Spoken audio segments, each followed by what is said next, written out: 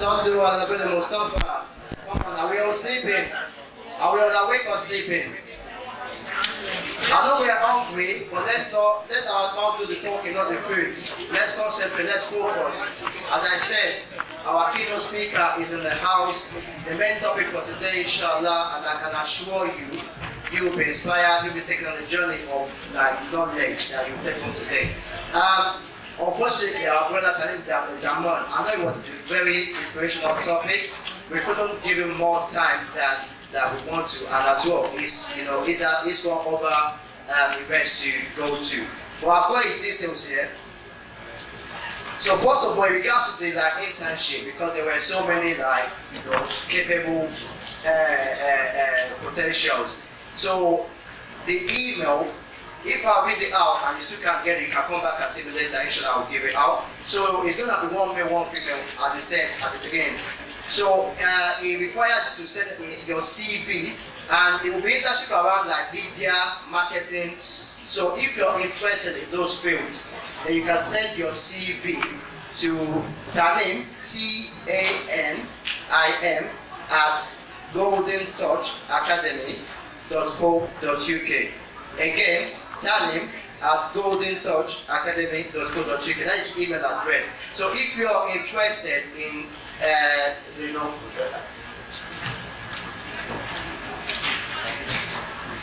as I said, if you don't have a pen, don't have a phone, couldn't write it down, come and see me at the end of the program. Inshallah, I will give it to you. And again, once again, send your CV with a little bit of write up, just explaining yourself and what the purpose of your email is, and inshallah it's gonna get back to you. And you will then go through a shortlist process, and if Allah wills, he will call you, he will give you a call to have an interview. I've also got his number. If anybody wants to come and see me, inshallah at the end I will give it to you. Then his YouTube channel that we mentioned earlier is Golden Touch Academy. Golden Touch Academy. You can go on there and there are many videos that you can watch that are giving advice on financial awareness. So a couple of it that I took from the lecture is that it goes back to what our mother says earlier in regards to the 3 F's, that faith, family, and focus. That faith means that you should have the belief in Allah subhanahu wa ta'ala that money isn't everything, and also Allah is the one that gives money.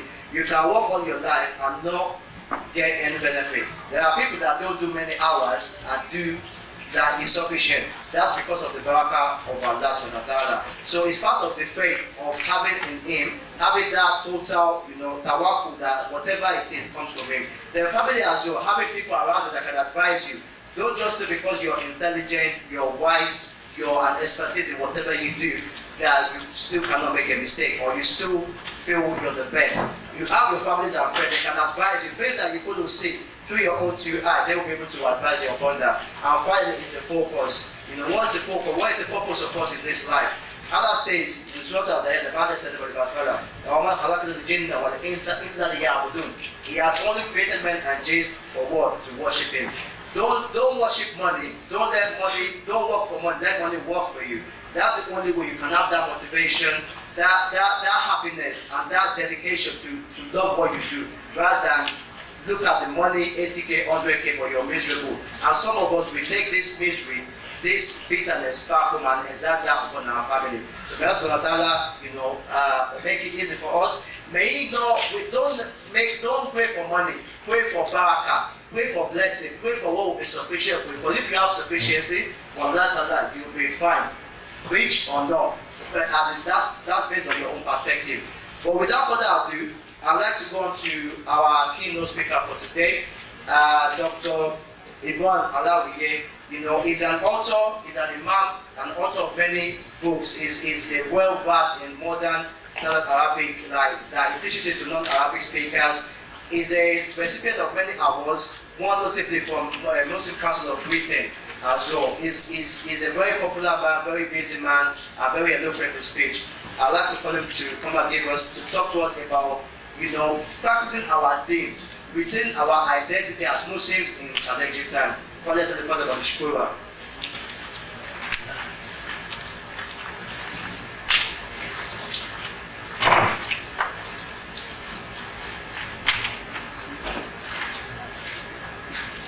بسم الله الرحمن الرحيم وصلاة وسلاما على أشرف المرسلين سيدنا وحبيبنا وعظيمنا محمد بن عبد الله صلوات الله وسلامه عليه. إخوتي في الله، السلام عليكم ورحمة الله وبركاته. First of all, I think the previous speakers before me, they have established very good foundation of the meaning of our identity as a Muslim. Now, the title was given is how to maintain the Muslim identity in challenging times. Now, the first question, of course, is to understand our surrounding. What is making the time very challenging to maintain our identity? That's the first thing we need to agree upon. What are the challenges? Secondly, we need to talk about what we mean by our Muslim identity. Because unless we know this, we'll just be talking without any particular focus or purpose. Now, I'm going to start by asking you that particular question. When we say challenging time, can you summarize the challenging time for me in two major developments today? Anybody can give me a clue of what is posing a very, very big challenging to us? Yeah? Terrorism around the world. Terrorism around the world. You think that is challenging our identity, our Muslim identity? Okay, we take it on board. Terrorism around the world. Sorry? Islamophobia. Islamophobia, I believe, is challenging our Muslim identities. Okay? Yeah.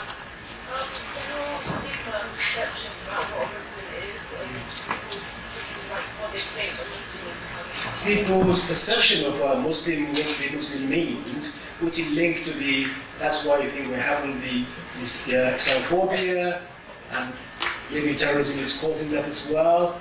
What, yeah. Secularism. That is a big one. I would say you just touch on one of the main stuff. Secularism. And then we're going to talk about it in a minute. Secularism. Yes?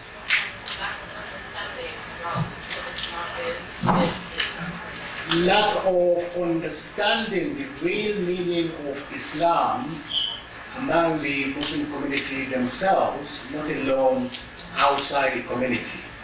Okay? Two more suggestions. I'm still looking for one big area. Yes? Brexit. I thought we were going to be fasting in Brexit here. So Brexit is everywhere. Why not? Because of migration. Okay, so people are thinking, so many Muslims, so we're saying that Brexit is actually making it very difficult for us to maintain our Muslim identity. That's a very good one. Yes, young man? Sorry? The way people are viewing their perception of Islam and Muslims as a whole. Okay? Yeah. Maybe two more. Yes. Social media. Make it bigger for me. Media in general. Yes. Two more. Yes. Technology. Yeah, you're moving. You have social media, technology. Somebody put it in one big pressure. Yes? Social attitudes, superficial kind of, All that, somebody mentioned secularism, which is really big. I'm looking for another big. You've given me some element of this big stuff I'm looking for. Internet is another element of these big things I'm looking for. Globalization. Here we are. So we have these big monsters. Two big monsters. We have the globalization. We have secularism. Yeah. Okay. Let's now unpack each of them. Let's unpack them. What is globalization? Globalization has a very important elements to it. There is an economic element, and there is a social and information element to it. And that globalization itself, maybe you cannot really describe it as being bad or good. It's a very innocent thing. But it can be made both ways. Remember, we say, Alhamdulillahi Rabbil Alameen. Allah is the word of words. That's globalization. Islam is a global religion. Ummah is global philosophy and phrase. Ummah. Allah give us إِنَّا خَلَقْنَاكُمْ شُعُوبًا وَقَبَائِلَ لِتَعَارَفُوا إِنَّ أَكْرَمَكُمْ عِنْدَ اللَّهِ أَتْقَاكُمْ إِنَّا خَلَقْنَاكُمْ مِنْ ذَكَرٍ وَأُنْثَى جعلناكم شعوبا وقبائل لتعارفوا إن أكرمكم عند الله أتقاكم. Created you, man and a woman, and making you into tribes and groups and nations. And then you have these unified elements, which is taqwa Allah azza wa jalla. That's a unified element. Now, globalization, a very simple way in terms of the economic sphere. You have today somebody who design an idea. You send that idea to India, and they send to China, and it will be made in Turkey, and then brought back to Britain and assembled, and then send it somewhere when you want to buy it, Amazon, somewhere in the world. You order it, and it will be delivered by somebody else. And of course, that's having a huge impact on the local idea, and it's having a huge impact on the people who are producing this around the world, because they send it there not because they love them in India or in Turkey or in China, because it can be produced with virtually nothing really. People are paid very, very little, and they do excellent work.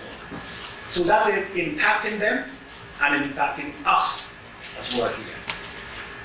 So the world becomes, as they say, a very small village. In the middle of this, you have the section which is the communication. We all have our mobile now, in our hands, in our pockets. You have hundreds and hundreds of channels.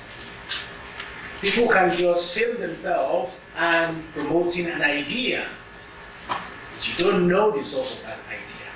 You receive messages everywhere, every day. You don't know who is sending it.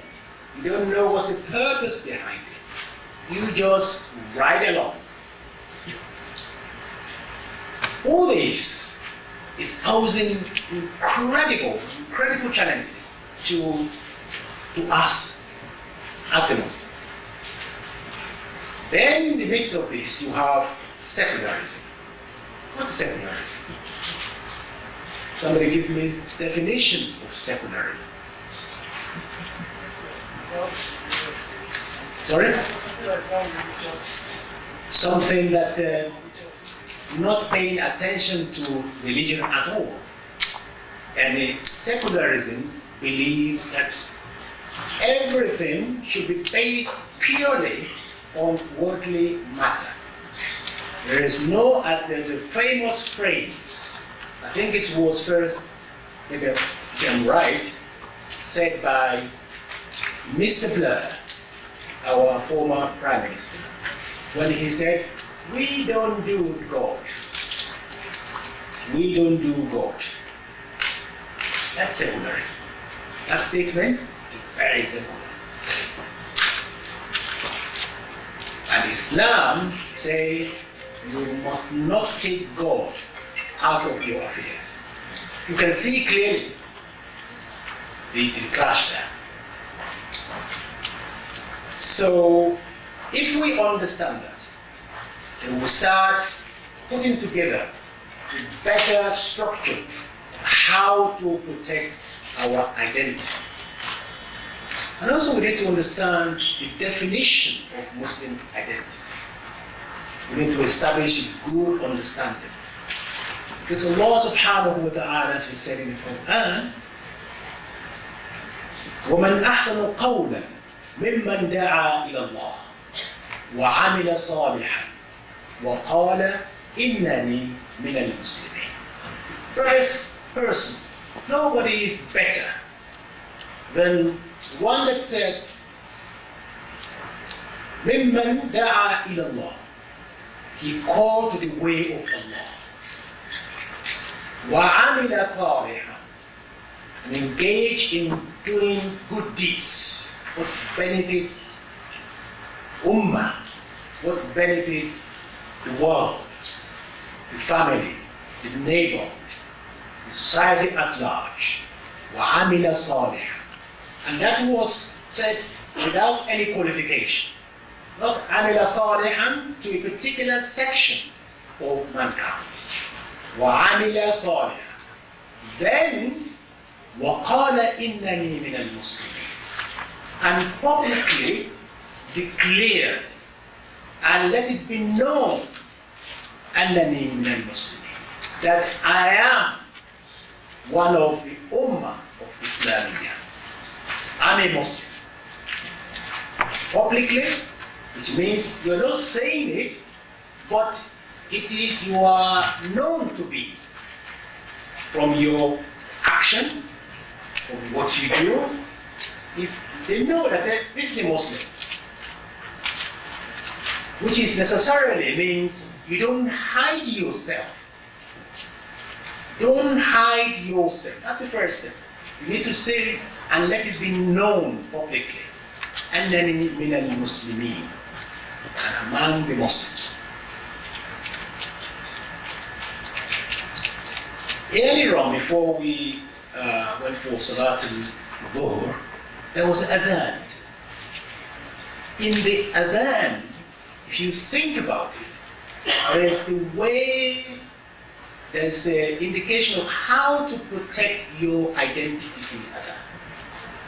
Because the first thing we heard was, Allahu Akbar, Allahu Akbar. Now, let's go again from the beginning. What is the meaning of Allahu Akbar? Somebody give me this side, please. On the young man. What's the meaning of Allahu Akbar? Yes? Sorry? Allah is the greatest. Anybody else? Allah is the greatest. Anybody has any more? Exactly.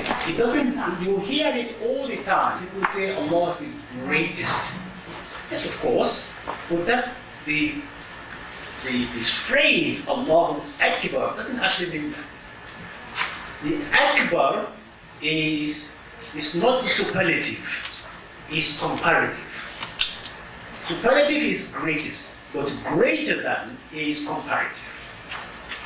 Allahu Akbar means Allah is greater than.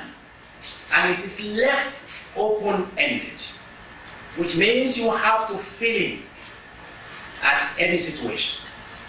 When we were busy listening to the young man's lecture, fantastic lecture, as soon as we hear Allahu Akbar, we tell us that Allah is greater than what you are enjoying right now.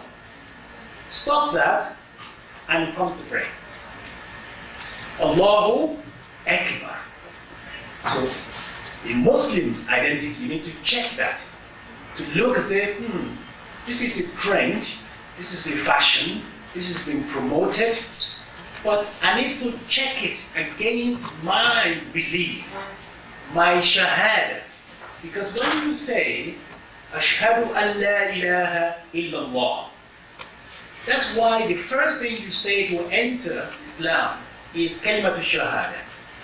And kalimatu shahada actually stands for, if you think about it, your acceptance of the terms and conditions of the faith.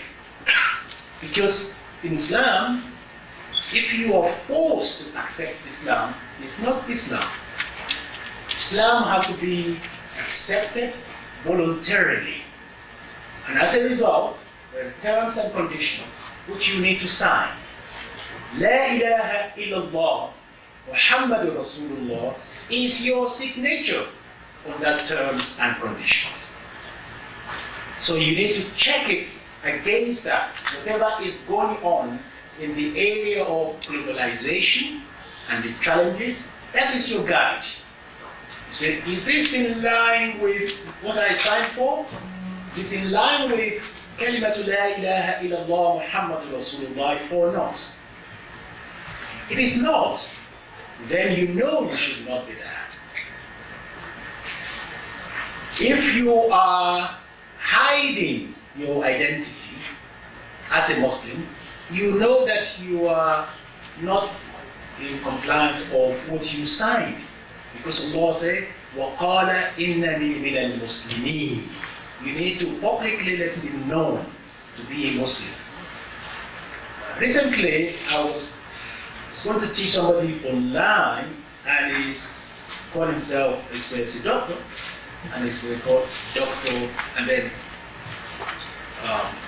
Martin. Honestly, I was completely sure that it was not a Muslim. I teach many non-Muslims online. But later on, it was actually in Ramadan, when another email comes in, and that he signed himself as Mateen. It's actually Mateen min Asma'illahi al-Husna. So you don't need to hide your identity at all as a Muslim. You need to declare publicly that you are Muhammad, that you are Hassan, you are Abdullah, and so on. And you need to engage in your prayer, which means when you are at school, ask the school if they can provide a prayer area. Many schools will not have any argument with that. If you are at college, universities, place of work, everywhere they do prepare area which they call the spiritual or prayer area. And who is going to go there to use it? Muslims. Really? Because we are the one that contacting Allah all the time. So again, that's to preserve your identity. Ask for it nicely, and you'll be fine. Surround yourself with fellow believers. Don't go to an area where it's going to affect adversely your life. Online, which is very real, your behavior online should reflect the fact that you are a Muslim. We have challenges today among youth. Many of them were killed only 2 days ago in Shepherd Bush. Muhammad was killed at age of 17. We just start death right there in the afternoon. And we don't know yet what caused that, but there are so many of Muslims dying this way. And particularly among our fellow Nigerians as well, getting killed. So the identity of the Muslim is so important because if you look at the Quran, Quran says, إِنَّ الْإِنسَانَ لَيَطْغَى أَنْ رَآهُ اسْتَغْنَى. Human being would misbehave and go beyond what is permissible. Once he starts seeing himself that he is too clever and he doesn't need any help anymore, he can resolve his own trouble by himself. He doesn't need higher authority anywhere. Nothing to do sujood for. It's only enough, just use your brain, just use your intellect, just use your whatever. And we know today, just as Allah said, those who are out and victory, those who have abandoned remembering Allah, that Allah is there, the hayat becomes hayat donka. Donka. As means a mess. A mess. And a very disturbing life. Please, Islam is protecting our soul and our well-being. There are too many people today have trouble with their mind.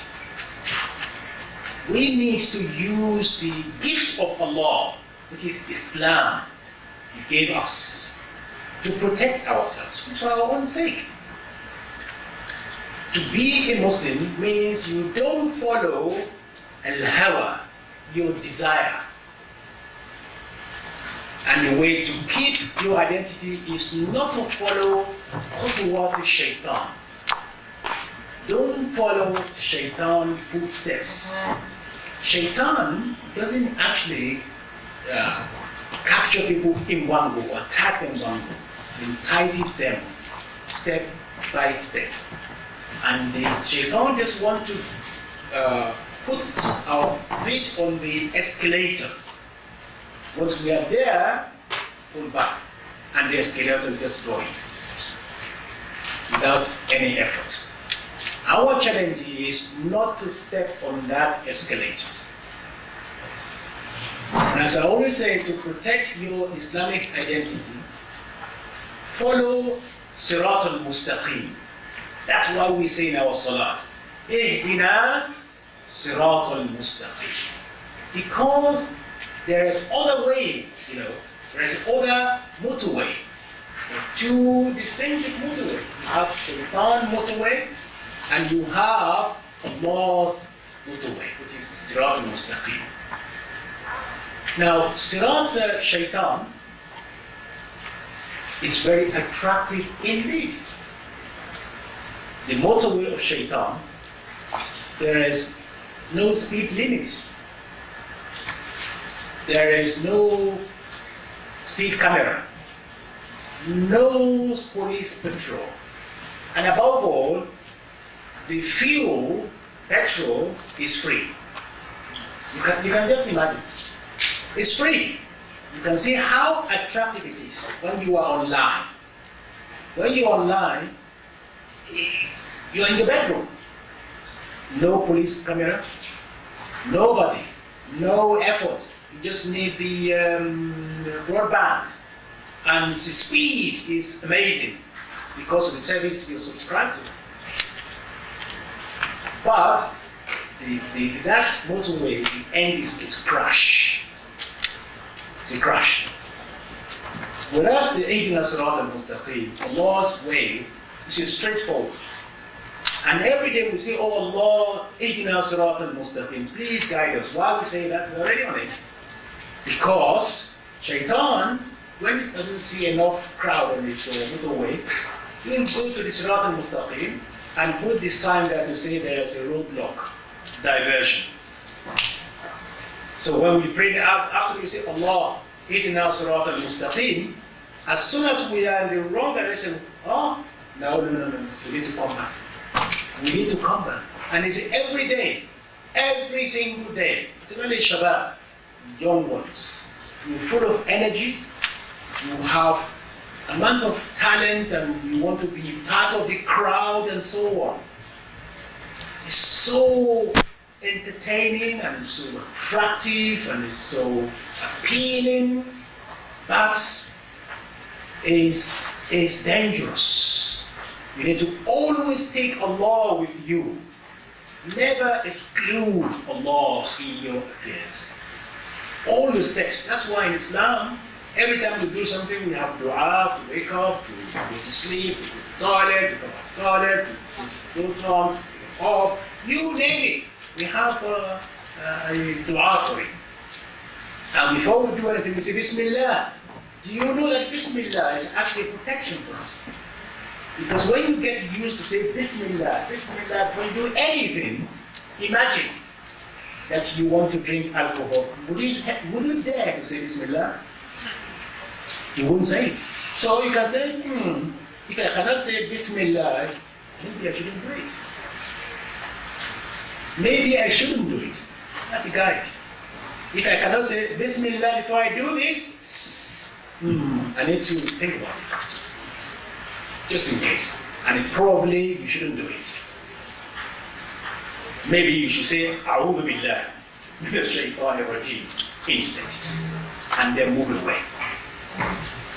Islamic identity is determined by your proximity to Allah. The more you get closer to Allah, the more you preserve your identity. The more you are away from Allah, the more you are losing your identity. That's a simple equation. If you want to know general guide, that's it. If you get close to Allah, your identity is assured. You are moving far away from Him, your identity is shaky and is in danger. And that's what we need to do. We need to move away from just argument and fighting and division and whatever. That's just a waste of energy. Islam is straightforward and it's simple. Allahu Kareem wa Ghafoor, but just get close to Him. And we ask Allah, inshallah, to protect us and to let us be vigilant in relation to our Muslim and Islamic identity. And I'm aware that the program is running late, so I'll probably stop here. Is that okay? And then 5 more minutes, you said. So it is essential that we really do that to understand, at the beginning of my discussion with you, those two big areas, globalization, which not necessarily described as a bad or good, but just understand what it is. And it is what is behind, part of this is your communication, which is good, but it's huge area. The media, the internet, and the financial system, as the brother was saying earlier on, all that, just look at it with the lens of La ilaha illallah Muhammadur Rasulullah. Look at it with the lens of your contract that you signed with Allah, which is you put your signature on the terms and conditions of Islam, and you say La ilaha illallah Muhammadur Rasulullah. I hereby accept these terms and conditions, and I'm going to make sure work very closely to be close to Allah and to check my action as I'm going along in my journey of life. If we do that and we pray, we say Salat, Ihdina Sirat al-Mustaqim. Allah, inshallah, He promised to be with us. Allah knows that Shaitan is there to challenge us because he had audacity to say to Allah, to say, I will come to get them from the right, from the left, from the front, from back. But mercy of Allah, He didn't say, I'll get them from up and down. And that's what we are. We are Ummah, La ilaha illallah, we raise our hand and we do the sujood to Allah. For as long as we are doing that, in our sujood, shaitan will not be able to capture us into his terrible motorway. So that is what is important. Let's get close to Allah. Let's be aware of Allah. And that's what Allah says in the Quran. Those that shaitan, when shaitan touches them, dhakarullah. They remember Allah. They remember. Shaitan will touch anybody. Anybody. It doesn't matter whether you are Imam Makkah or Imam wherever. Shaitan is there. Because he actually touched our Adam, Abuna Adam. Adam alayhi salam. Because Adam alayhi salam immediately ذكر Allah. He remember Allah and he ask Allah for guidance and for forgiveness, and that's what we need to do. Don't let shaitan, don't snore in bed with shaitan. Don't hug the shaitan. Yeah? Just need to be alert. That is always there. You need to be very alert, and we ask Allah to protect us, inshallah. Wa akhiru da'wana alhamdulillahi rabbil alameen. Wassalamu alaikum wa rahmatullahi wa barakatuh. Takbir. Takbir. Takbir. I thank our Sheikh for that inspirational, beautiful lecture. Again, if we're to give him that 24 hours, I'm sure, as I said, he's a very eloquent speaker and will continue to talk. But time does not allow for that. However, we have time for question and answer. If there are any questions that you have for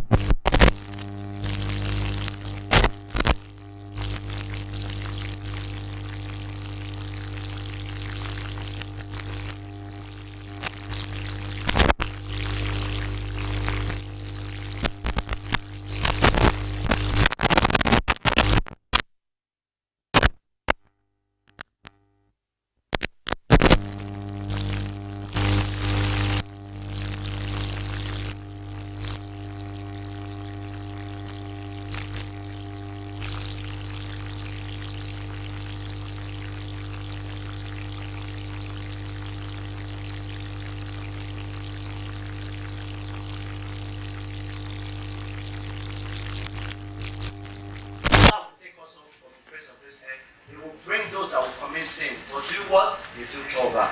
They ask for forgiveness and do tawbah. That's what it wants. We are not perfect. And as younger ones, we're going to mix with people that don't believe in what we believe in. They won't encourage you. They don't serve any purpose. But because of this society that we live in, we're going to mix with them. But it's that taqwa that, it's the taqwa and the mind to have to make tawbah, repentance. Seek forgiveness and make tawbah, and Allah will, inshallah. So if there are no questions for, okay, our sister.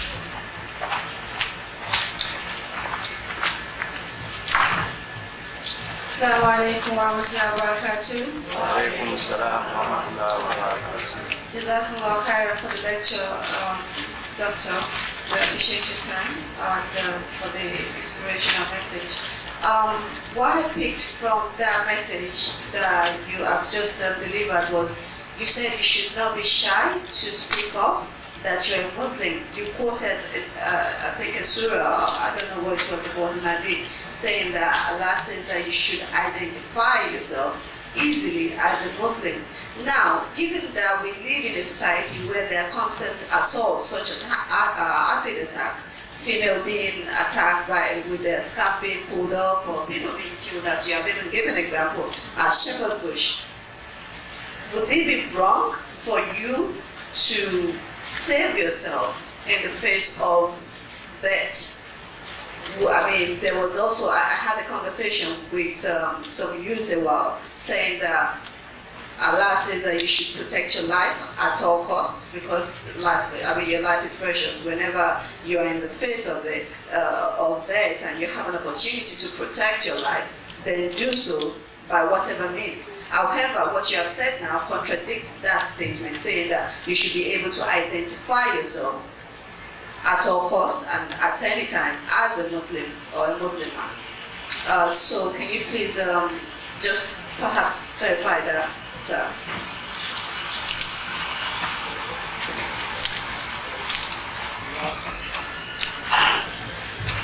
That's a very good question indeed. Now, you have the norm. The norm and the starting point is to identify yourself, and identify myself as a Muslim. However, if we come to the conclusion that particular circumstances endangers anybody's life, you're right. We can take steps to protect ourselves.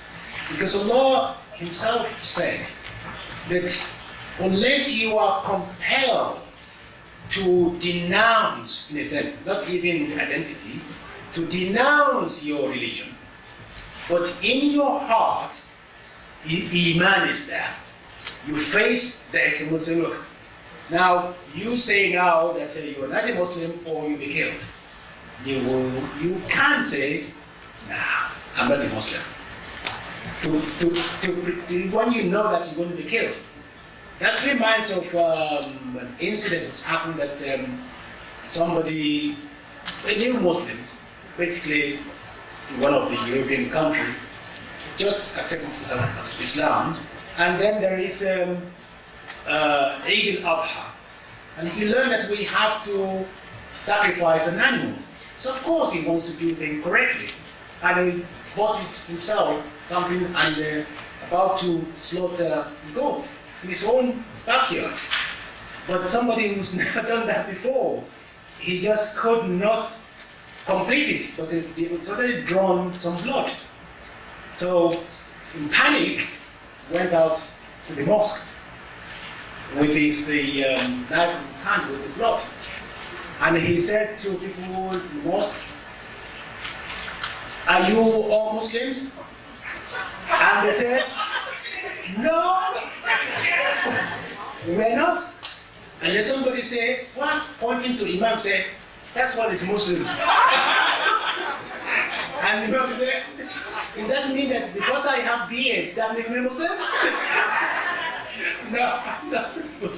So when you are faced with certain death, Islamic, but this is what we are talking about.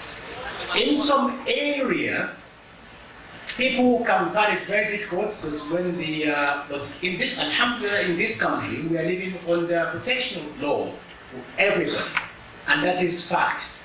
In this country, your life, my right, your right, and right of everybody is protected under law. There are some idiots and some criminals out there who really cannot stand the stance of seeing muhajjabat, or a man with beard, or having had their heads near risk. So in that situation, to avoid that, we take steps.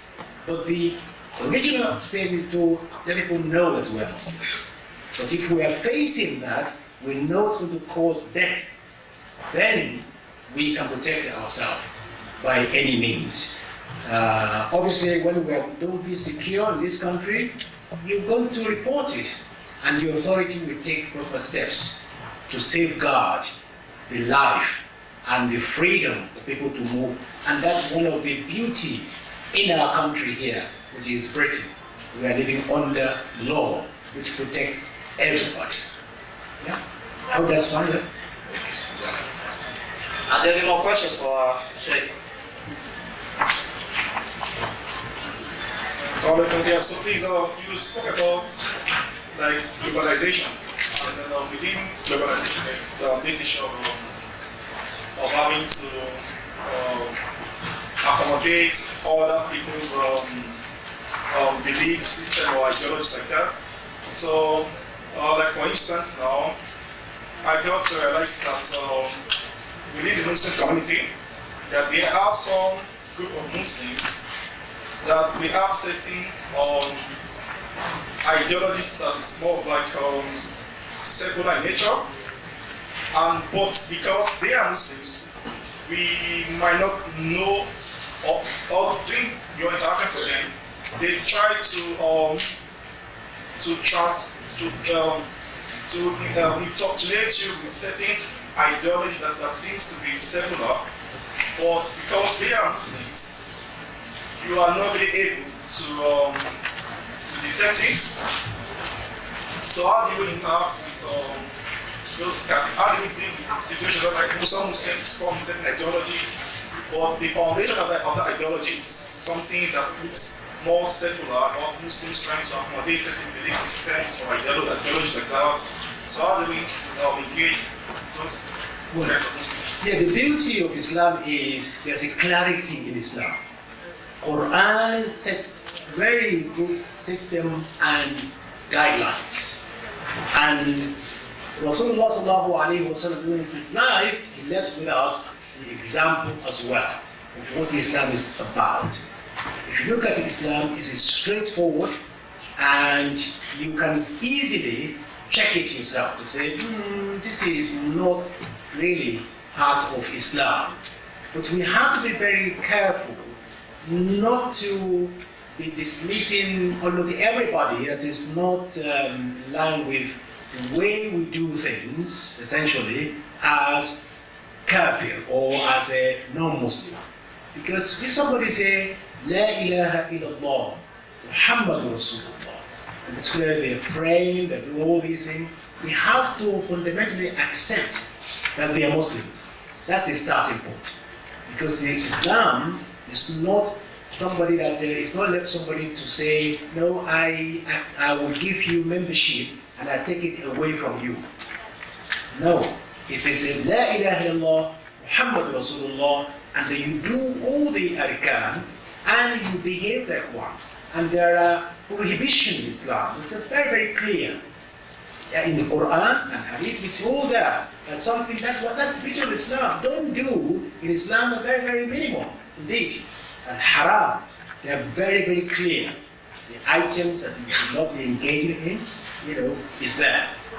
If people want to call you to those haram, clearly, they should know that it's not part of Islam. But sometimes, things getting very gray. When some people want to say, well, we are Muslim, should we be part of a political system or not? That is going beyond an area which you can easily clearly say no or yes. But there is Islamic identity itself is clearly marked out. That is not really something you can confuse it. Somebody say Muslim, somebody say I'm a Muslim, and yet they want to change what Islam believes to say we have Adam, we have Hawa. Somebody say there's no Adam, there's no Hawa. They are both, no, you know that they clearly, that's not part of what the Quran says. So we just need to be careful about that. But you can challenge people, you can discuss with people, but don't be so hasty in saying, no, I don't think you are part of Ummah anymore. We're just going to do the fitna for Ummah. No, we will, after all, we can interact with everybody. Because Islam is a no, Islam is a light. And the light is best useful when there is a darkness. So that's why Islam is not shying away from anybody. Islam is interacting with the world, with believers and non-believers, because the Quran said it clearly. Allah said, وَهَدَيْنَاكُمْ نَجْدَيْنِ. We gave you two paths. This is the way of Allah, this is the way of Shaitan. You choose. For as long as you've been told, that's all. Somebody will be told this is the way of Allah, it's up to them to accept it or not to accept it. It's not up to us to compel anybody. Yeah? Any more questions? Africa likes my question, which is a bit controversial, and the parents might start giving me some time. It's regarding the LGBT community. And it's a very serious one. And I think our parents, see the thing is, if you don't accept it or try to engage now, it will be brought to your front door, and by then it might be too late. A lot of our scholars don't speak enough about this. We live in a society with these people.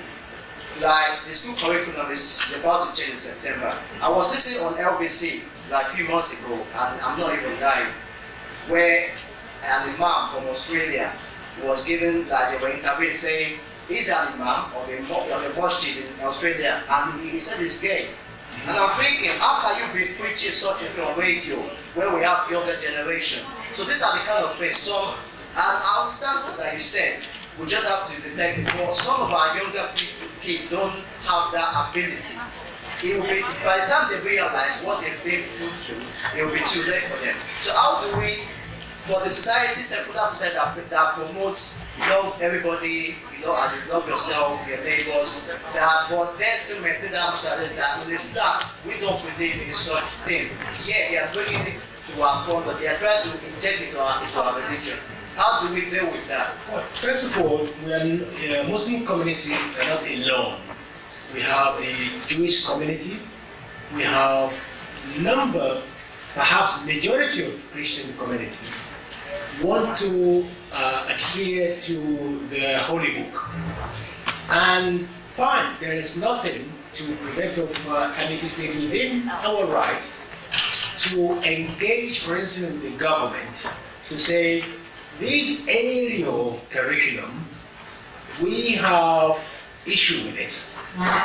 And to say what we think, as exactly the government is inviting people to do. And also we need to educate our own children. As I said earlier on, we need to check whatever is happening in the area of globalization with Kalimat La ilaha illallah. Is it compatible or not compatible? We are not comparing anybody, but we don't want people to compare us either. We don't want people to force us into a path that we fundamentally really disagree with. But we need to do that in a way that will not add to the problem. We need to make sure our responsibility as Muslim parents is to do our best. Our madrasa, our mosques, our organization, just like the wonderful job you are doing, like today, this is an area to educate people. We should not engage on this issue in terms of a very antagonizing way. That's the thing. We have to do it with wisdom. ادعوا إلى سبيل ربك بالحكمة والموعظة الحسنة. That is the way. But we need to be mindful also about our language as well, not to be misunderstood. We have fundamental belief that this is part of our religion, and that's what our religion said, and we sign up to this. But the way we communicate that and the way we argue for that need to be really thought out properly, so that people will not take it out of, divert the whole issue to something else. You know, what we are saying is reasonable, but if we do not take any care, they will become, well, look at that. It's not compatible with the community, culture. No, it's not what we are saying.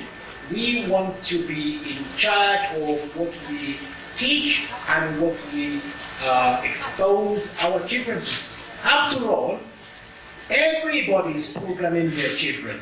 Everybody.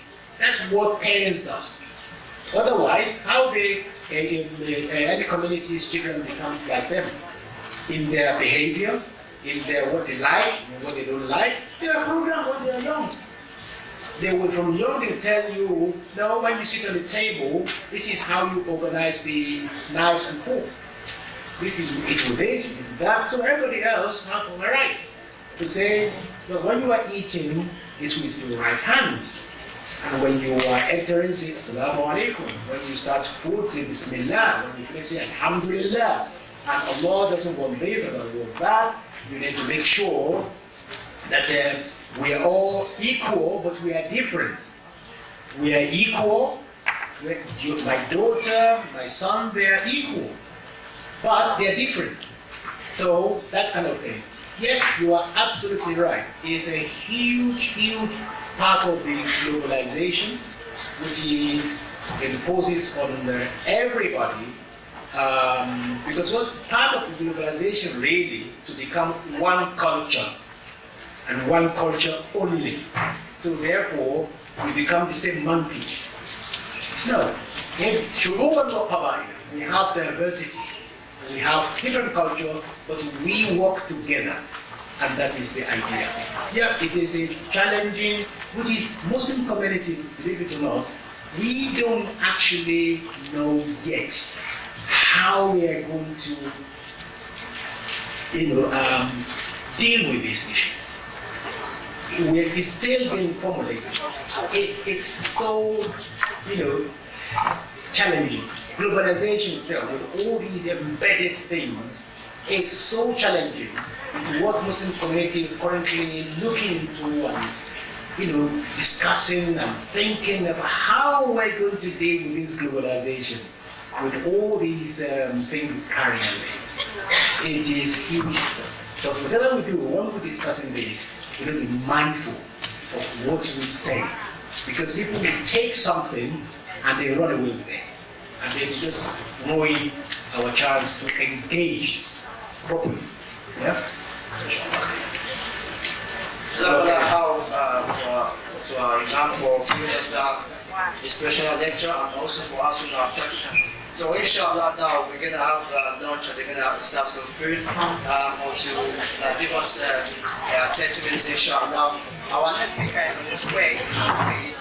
He should be here shortly inshallah. So we're going to have a bit of a break, get some food, eating, mingle, network. Again, some of our speakers are still here.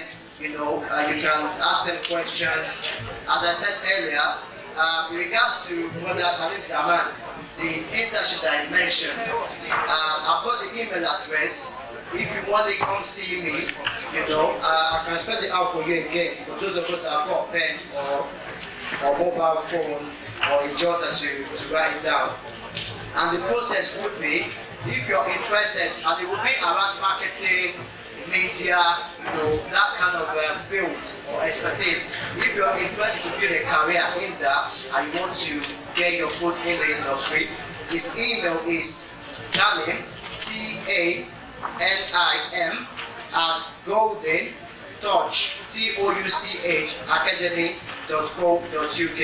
If you're interested, get a CV done and send it to him. And if you're shortlisted, we'll give you a call and have a chat with you, inshallah. I've got his mobile phone number as well. If you want to come see me, and I'll give it to you. And his YouTube channel is Golden Touch Academy. So inshallah, so stay seated, the food will be served over to you. And also for those of us that want some hot drink or biscuit we've got 2 tables at the back of the room. One for the brothers in that corner and another for the sisters on the other side. We've got juice and tea on the table, serve yourself. But in regards to the food, please get seated. The food will be served to you, and you can network, you can speak to us, speakers if you want to, inshallah. Or in your browser, type in Kahoot.it, and for people who need Wi-Fi, we're going to ask if they can provide the Wi-Fi password and stuff. So if you do have data, then please go on that browser name, Kahoot.it, and then enter the game pin. Sunday was a bit of Mustafa. Come on, are we all sleeping? Are we all awake or sleeping? I know we are hungry, but let our mouth do the talking, not the food. Let's concentrate, let's focus. As I said, our keynote speaker is in the house. The main topic for today, inshallah, and I can assure you, you will be inspired, you'll be taken on a journey of knowledge that you'll take on today. Unfortunately, our brother Talib Zaman, I know it was a very inspirational topic. We couldn't give him more time that we want to, and as well, he's gone over events to go to. But I've got his details here. So first of all, in regards to the internship, because there were so many capable potentials. So the email, if I read it out and you still can't get it, you can come back and see me later. Inshallah, I will give it out. So it's going to be one male, one female, as I said at the beginning. So it requires you to send your CV, and it will be internship around like media, marketing. So if you're interested in those fields, then you can send your CV to Tanim, TANIM, at goldentouchacademy.co.uk. Again, Tanim at goldentouchacademy.co.uk. That is email address. So if you're interested in as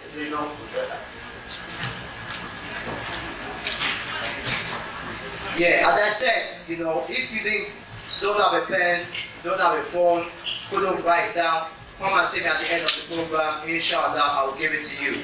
And again, once again, send your CV with a little bit of write up, just explaining yourself and what the purpose of your email is, and inshallah it's gonna get back to you. And you will then go through like a shortlist process, and if Allah wills, he will call you, he will give you a call to have an interview. I've also got his number. If anybody wants to come and see me, inshallah at the end I'll give it to you. Then his YouTube channel that we mentioned earlier is Golden Touch Academy.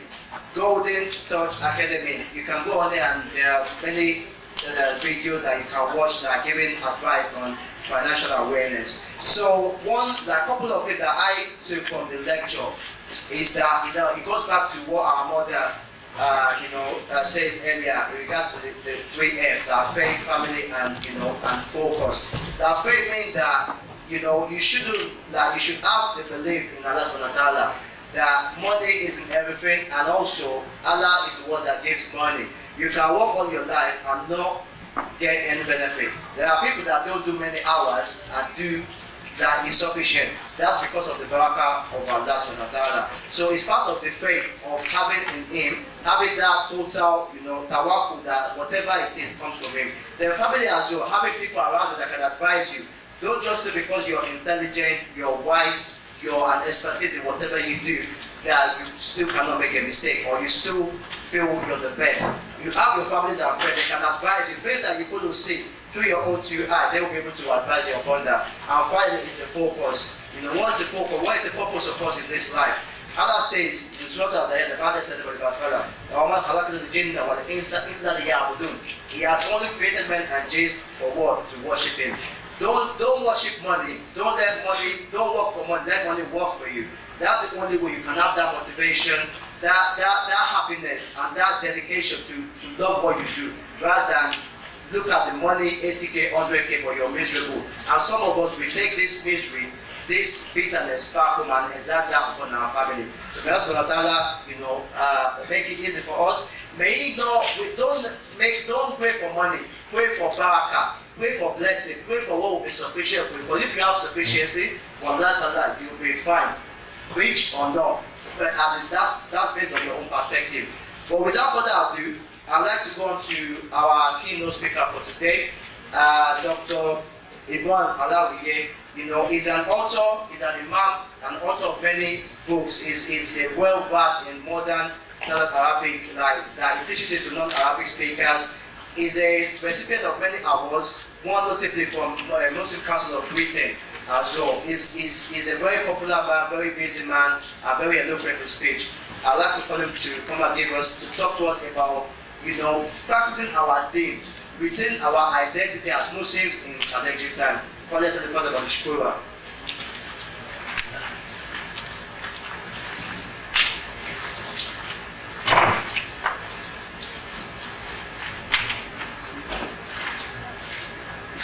بسم الله الرحمن الرحيم وصلاة وسلاما على أشرف المرسلين سيدنا وحبيبنا وعظيمنا محمد بن عبد الله صلوات الله وسلامه عليه.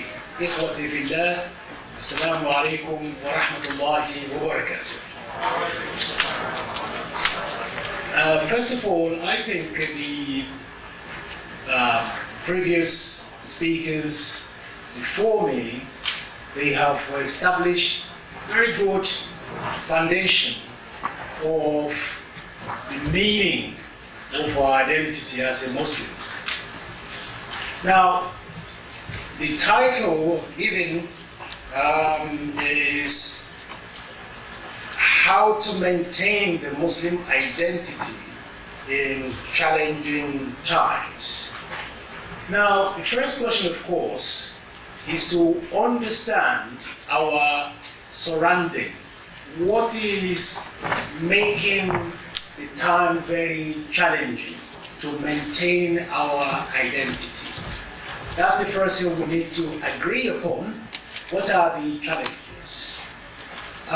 Secondly, we need to talk about what we mean by our Muslim identity. Because unless we know this, we'll just be talking without any particular focus or purpose. Now, I'm going to start by asking you that particular question. When we say challenging time, can you summarize the challenging time for me in two major developments today? Anybody can give me a clue of what is posing a very, very big challenge to us? Yeah? Terrorism around the world. Terrorism around the world. You think that is challenging our identity, our Muslim identity? Okay, we take it on board. Terrorism around the world. Sorry? Islamophobia. Islamophobia, I believe it's challenging our Muslim identities. Okay? Yeah.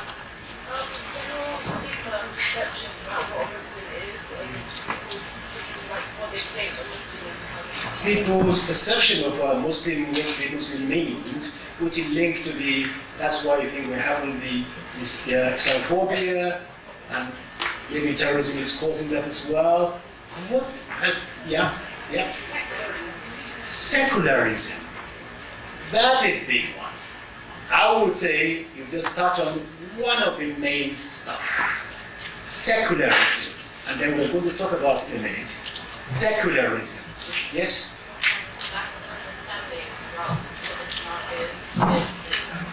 Lack of understanding the real meaning of Islam among the Muslim community themselves, not alone outside the community. Okay? Two more suggestions. I'm still looking for one big area. Yes? Brexit. I thought we were going to be fasting in Brexit here. So Brexit is everywhere. Why not? Because of migration. Okay, so people are thinking, so many Muslims. So we're saying that Brexit is actually making it very difficult for us to maintain our Muslim identity. That's a very good one. Yes, young man? Sorry? The way people are viewing their perception of Islam and Muslims as a whole. Okay? Yeah. Maybe two more. Yes?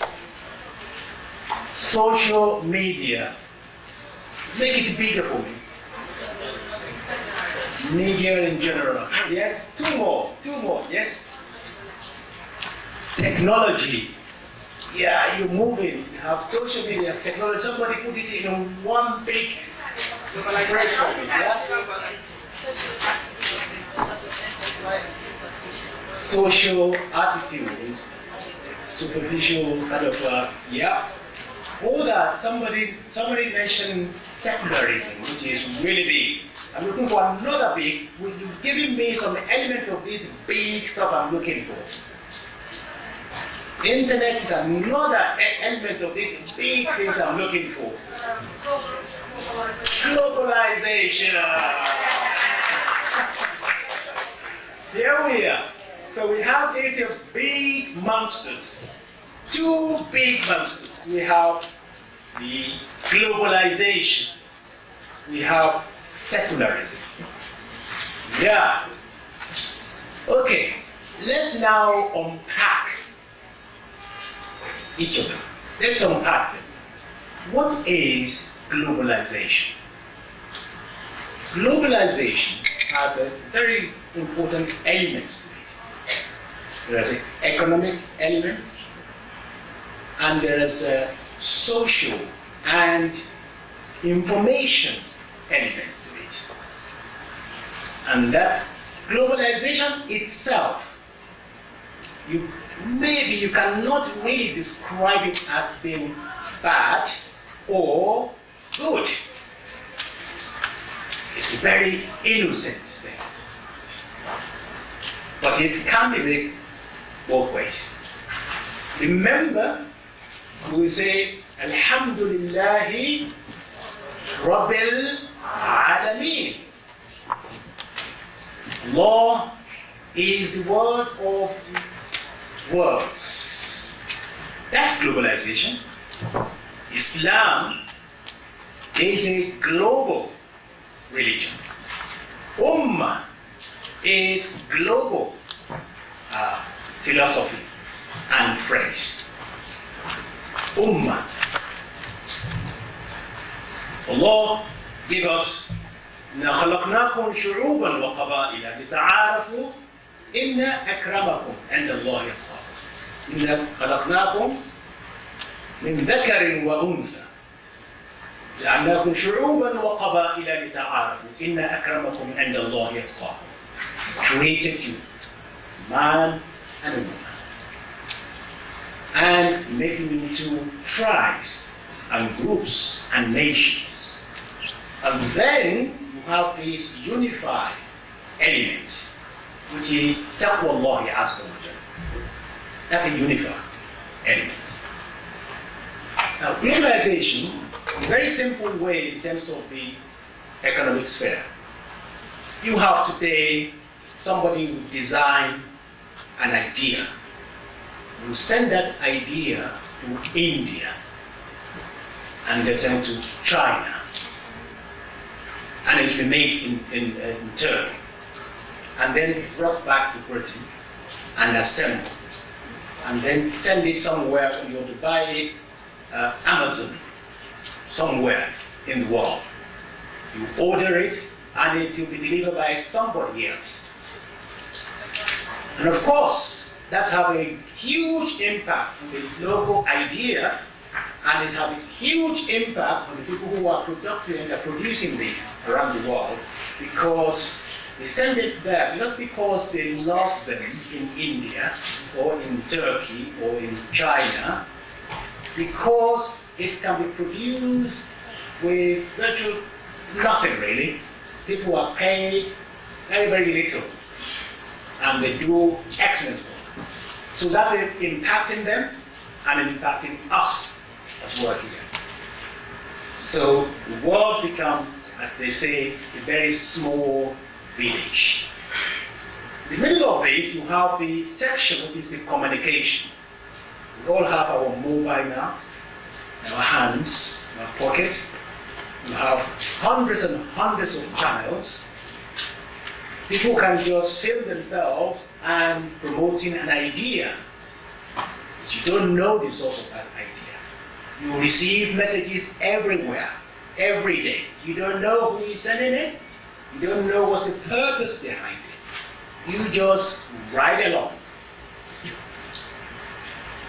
All this is posing incredible challenges to us as the Muslims. Then in the midst of this, you have secularism. What's secularism? Somebody give me a definition of secularism. Sorry? Something that not paying attention to religion at all.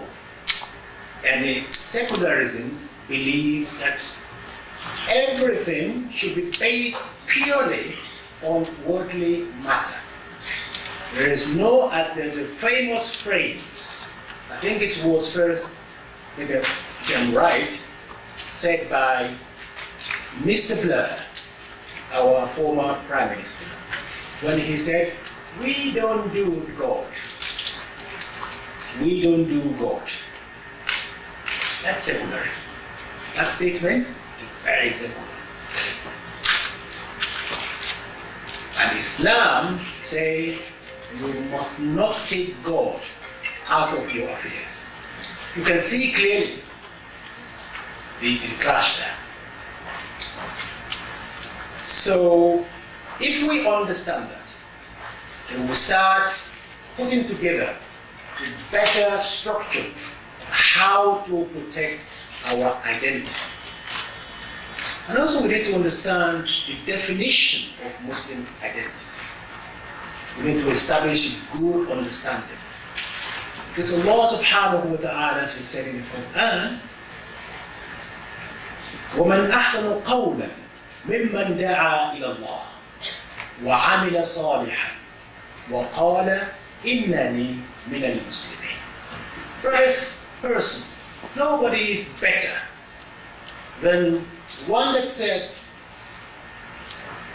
مِمَّنْ دَعَا إِلَى اللَّهِ.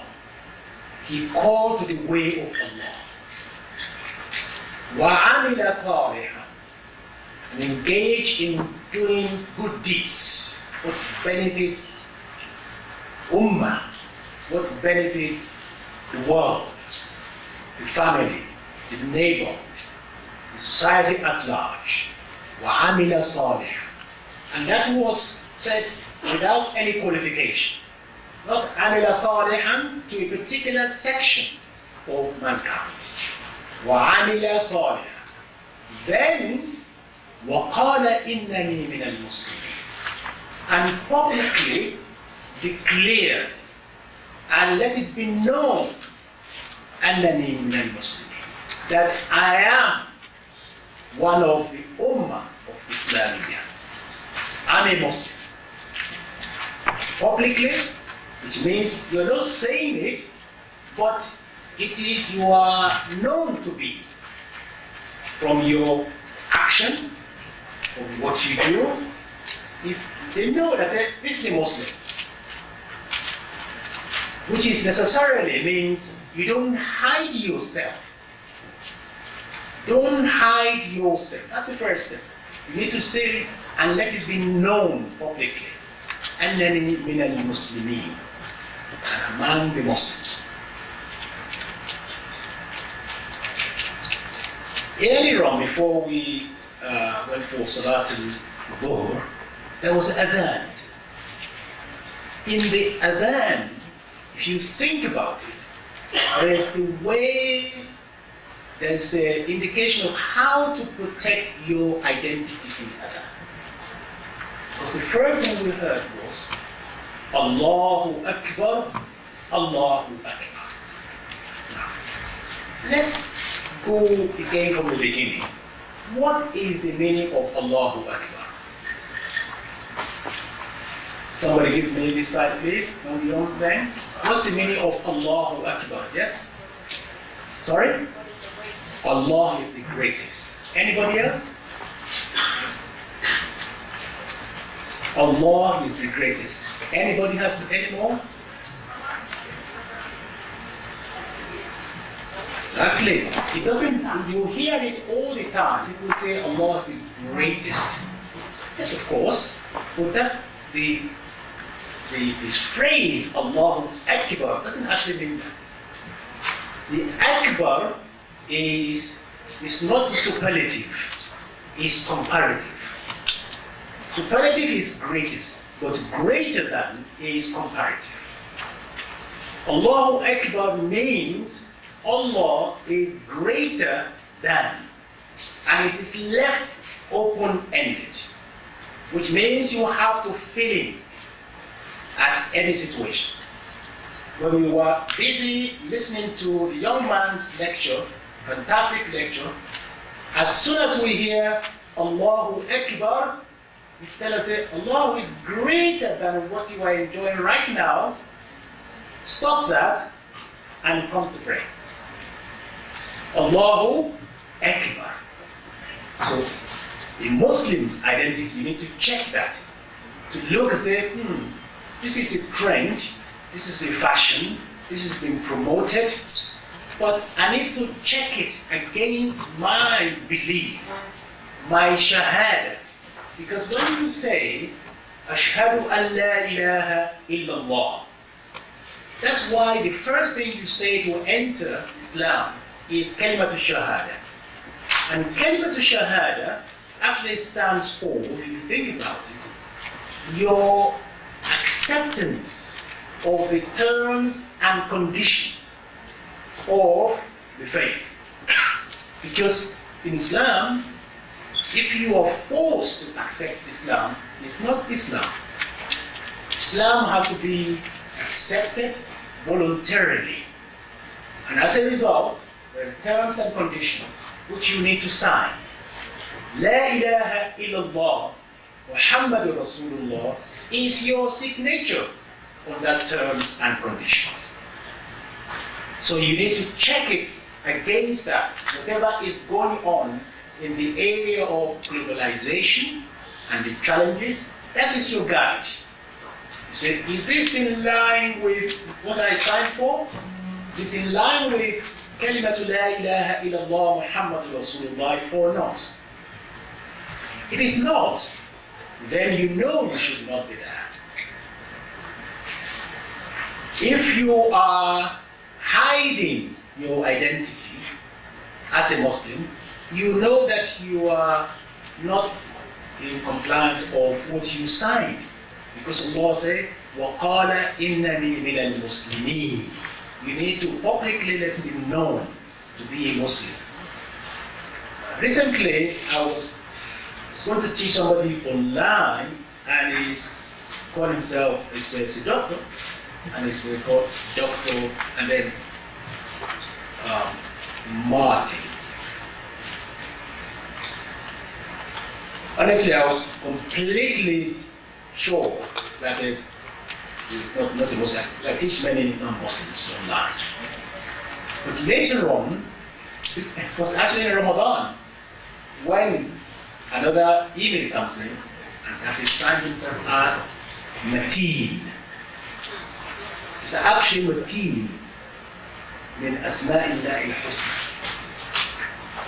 So you don't need to hide your identity at all as a Muslim. You need to declare publicly that you are Muhammad, that you are Hassan, you are Abdullah, and so on. And you need to engage in your prayer, which means when you are at school, ask the school if they can provide a prayer area. Many schools will not have any argument with that. If you are at college, universities, place of work, everywhere they do prepare area which they call the spiritual or prayer area. And who is going to go there to use it? Muslims. Really? Because we are the one that contacting Allah all the time. So again, that's to preserve your identity. Ask for it nicely, and you'll be fine. Surround yourself with fellow believers. Don't go to an area where it's going to affect adversely your life. Online, which is very real, your behavior online should reflect the fact that you are a Muslim. We have challenges today among youth. Many of them get killed. Only 2 days ago in Shepherd Bush, Muhammad was killed at age of 17. We just start death right there in the afternoon. And we don't know yet what caused that, but there's so many of Muslims dying this way. And particularly among our fellow Nigerians as well, getting killed. So the identity of the Muslim is so important, because if you look at the Quran says, إِنَّ الْإِنسَانَ لَيَطْغَى أَنْ رَآهُ اسْتَغْنَى. Human being would misbehave and go beyond what is permissible. Once he starts seeing himself that he is too clever and he doesn't need any help anymore, he can resolve his own trouble by himself. He doesn't need higher authority anywhere. Nothing to do sujood for. It's only enough, just use your brain. Just use your intellect. Just use your whatever. And we know today, just as Allah said, those who are out and victory, those who have abandoned remembering Allah, that Allah is there, the hayat becomes hayat donka. Donka. That's mean a mess. A mess. And a very disturbing life. Please, Islam is protecting our soul and our well-being. There are too many people today have trouble with their mind. We need to use the gift of Allah, which is Islam, He gave us, to protect ourselves. It's for our own sake.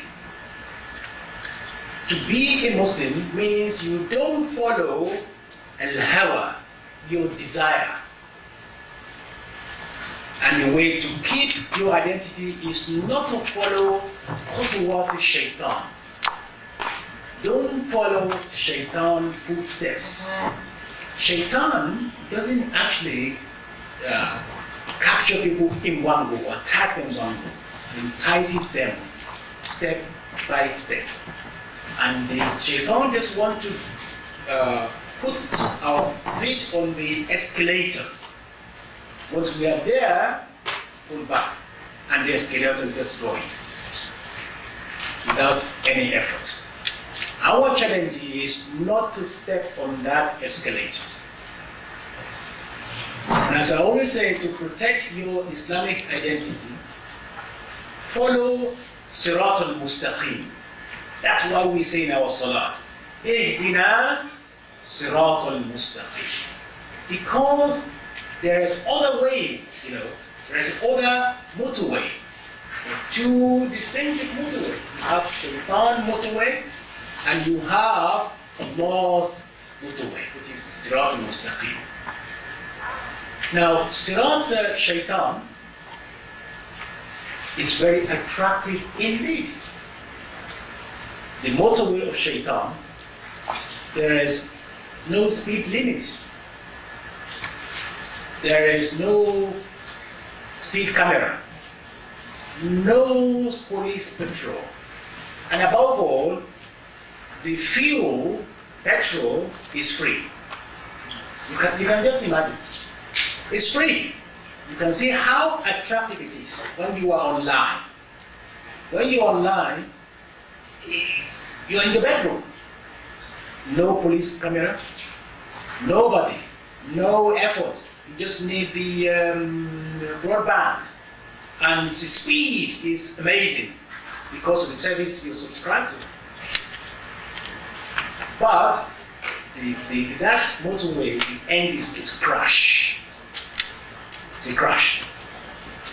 Whereas the Ihdina Sirat al-Mustaqim, Allah's way, is straightforward. And every day we say, oh Allah, Ihdina Sirat al-Mustaqim, please guide us. Why we say that? We're already on it. Because Shaitan, when it doesn't see enough crowd on this motorway, he'll go to the Sirat al-Mustaqim and put the sign there to say there is a roadblock, diversion. So when we pray out, after we say Allah, Ihdina Sirat al-Mustaqim, as soon as we are in the wrong direction, no, we need to come back. We need to come back. And it's every day, every single day. It's really Shabbat, young ones. You're full of energy, you have amount of talent, and you want to be part of the crowd and so on. It's so entertaining and it's so attractive and it's so appealing, but is dangerous. You need to always take Allah with you. Never exclude Allah in your affairs. All the steps. That's why in Islam, every time we do something, we have dua, to wake up, to go to sleep, to go to the toilet, to come out of the toilet, to go from, off, you name it. We have a dua for it. And before we do anything, we say Bismillah. Do you know that Bismillah is actually protection for us? Because when you get used to say Bismillah, Bismillah, when you do anything, imagine that you want to drink alcohol. Would you dare to say Bismillah? You wouldn't say it. So you can say, if I cannot say Bismillah, maybe I shouldn't do it. Maybe I shouldn't do it. That's a guide. If I cannot say Bismillah before I do this, I need to think about it. Just in case. And probably you shouldn't do it. Maybe you should say A'udhu Billah minash shaitanir rajim instead. And then move away. Islamic identity is determined by your proximity to Allah. The more you get closer to Allah, the more you preserve your identity. The more you are away from Allah, the more you are losing your identity. That's a simple equation. If you want to know general guide, that's it. If you get close to Allah, your identity is assured. You are moving far away from Him, your identity is shaky and is in danger.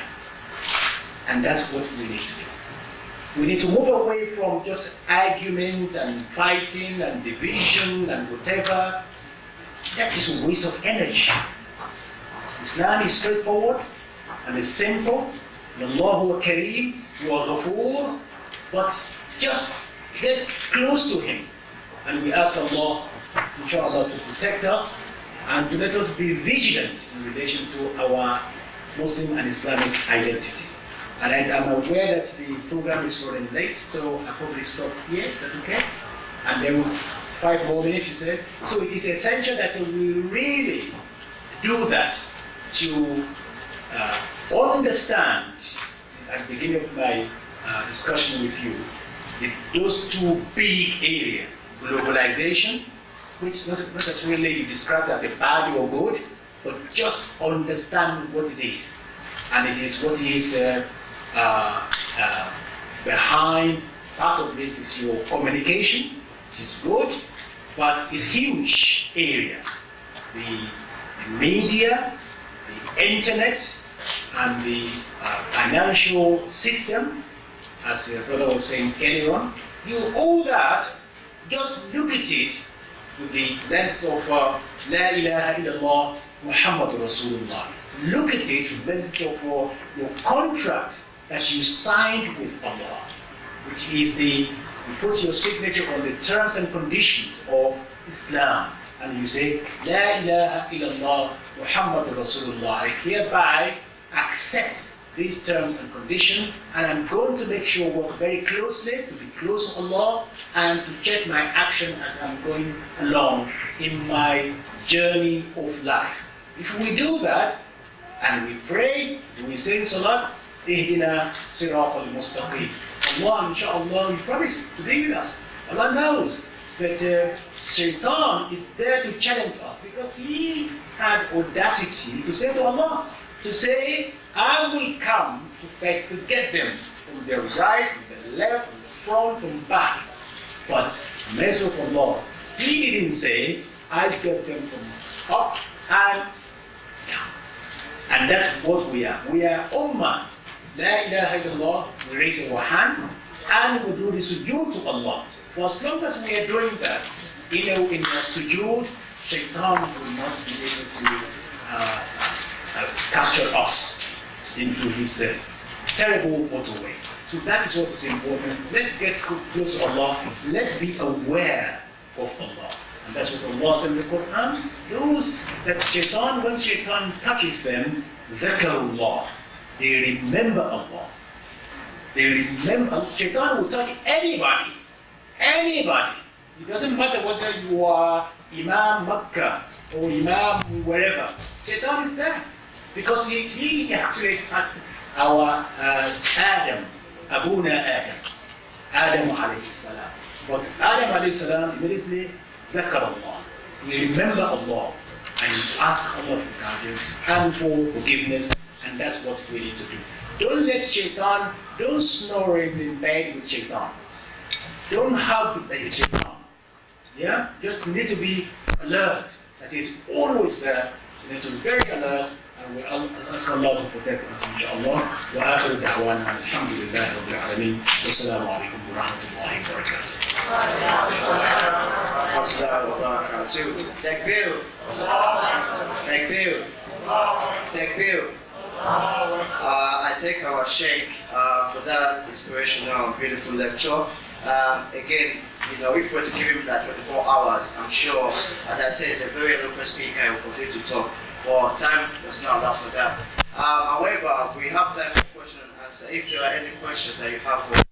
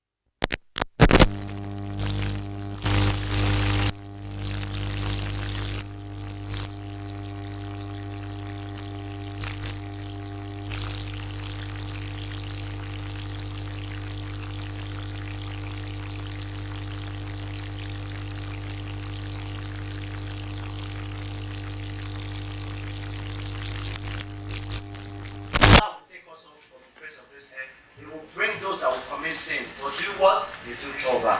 They ask for forgiveness and do tawbah. That's what he wants. We are not perfect. And as younger ones, we're going to mix with people that don't believe in what we believe in. They won't encourage you. They don't serve any purpose. But because of the society that we live in, we're going to mix with them. But it's that taqwa that, you know, it's the taqwa and the mind to have to make tawbah, repentance, seek forgiveness and make tawbah, and Allah will, inshallah. So if there are no questions for, okay, our sister.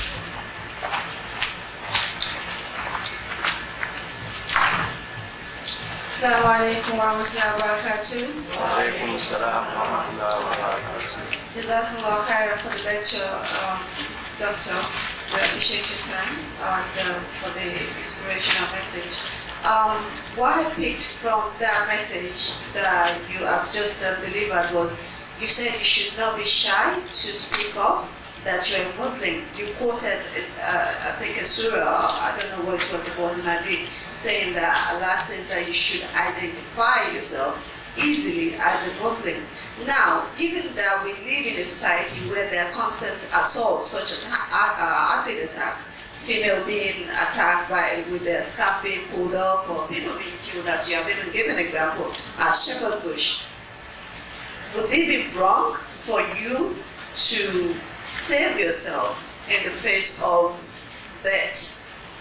I mean, there was also, I had a conversation with some youth a while, saying that Allah says that you should protect your life at all costs, because life, I mean, your life is precious. Whenever you are in the face of it, of that, and you have an opportunity to protect your life, then do so by whatever means. However, what you have said now contradicts that statement, saying that you should be able to identify yourself at all costs and at any time as a Muslim or a Muslim man. So can you please just perhaps clarify that, sir?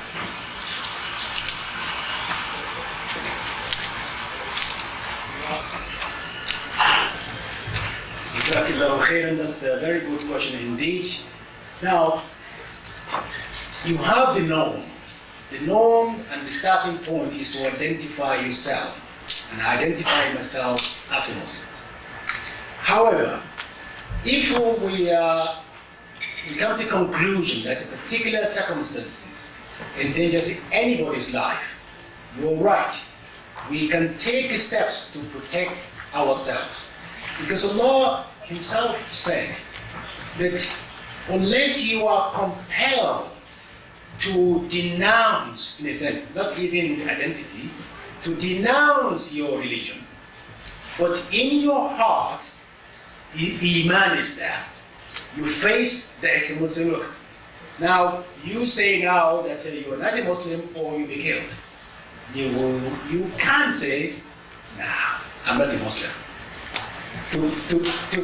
When you know that you're going to be killed. That reminds of an incident which happened that somebody, a new Muslim, basically one of the European countries, just accepted Islam, and then there is Eid al-Adha, and he learned that we have to sacrifice an animal.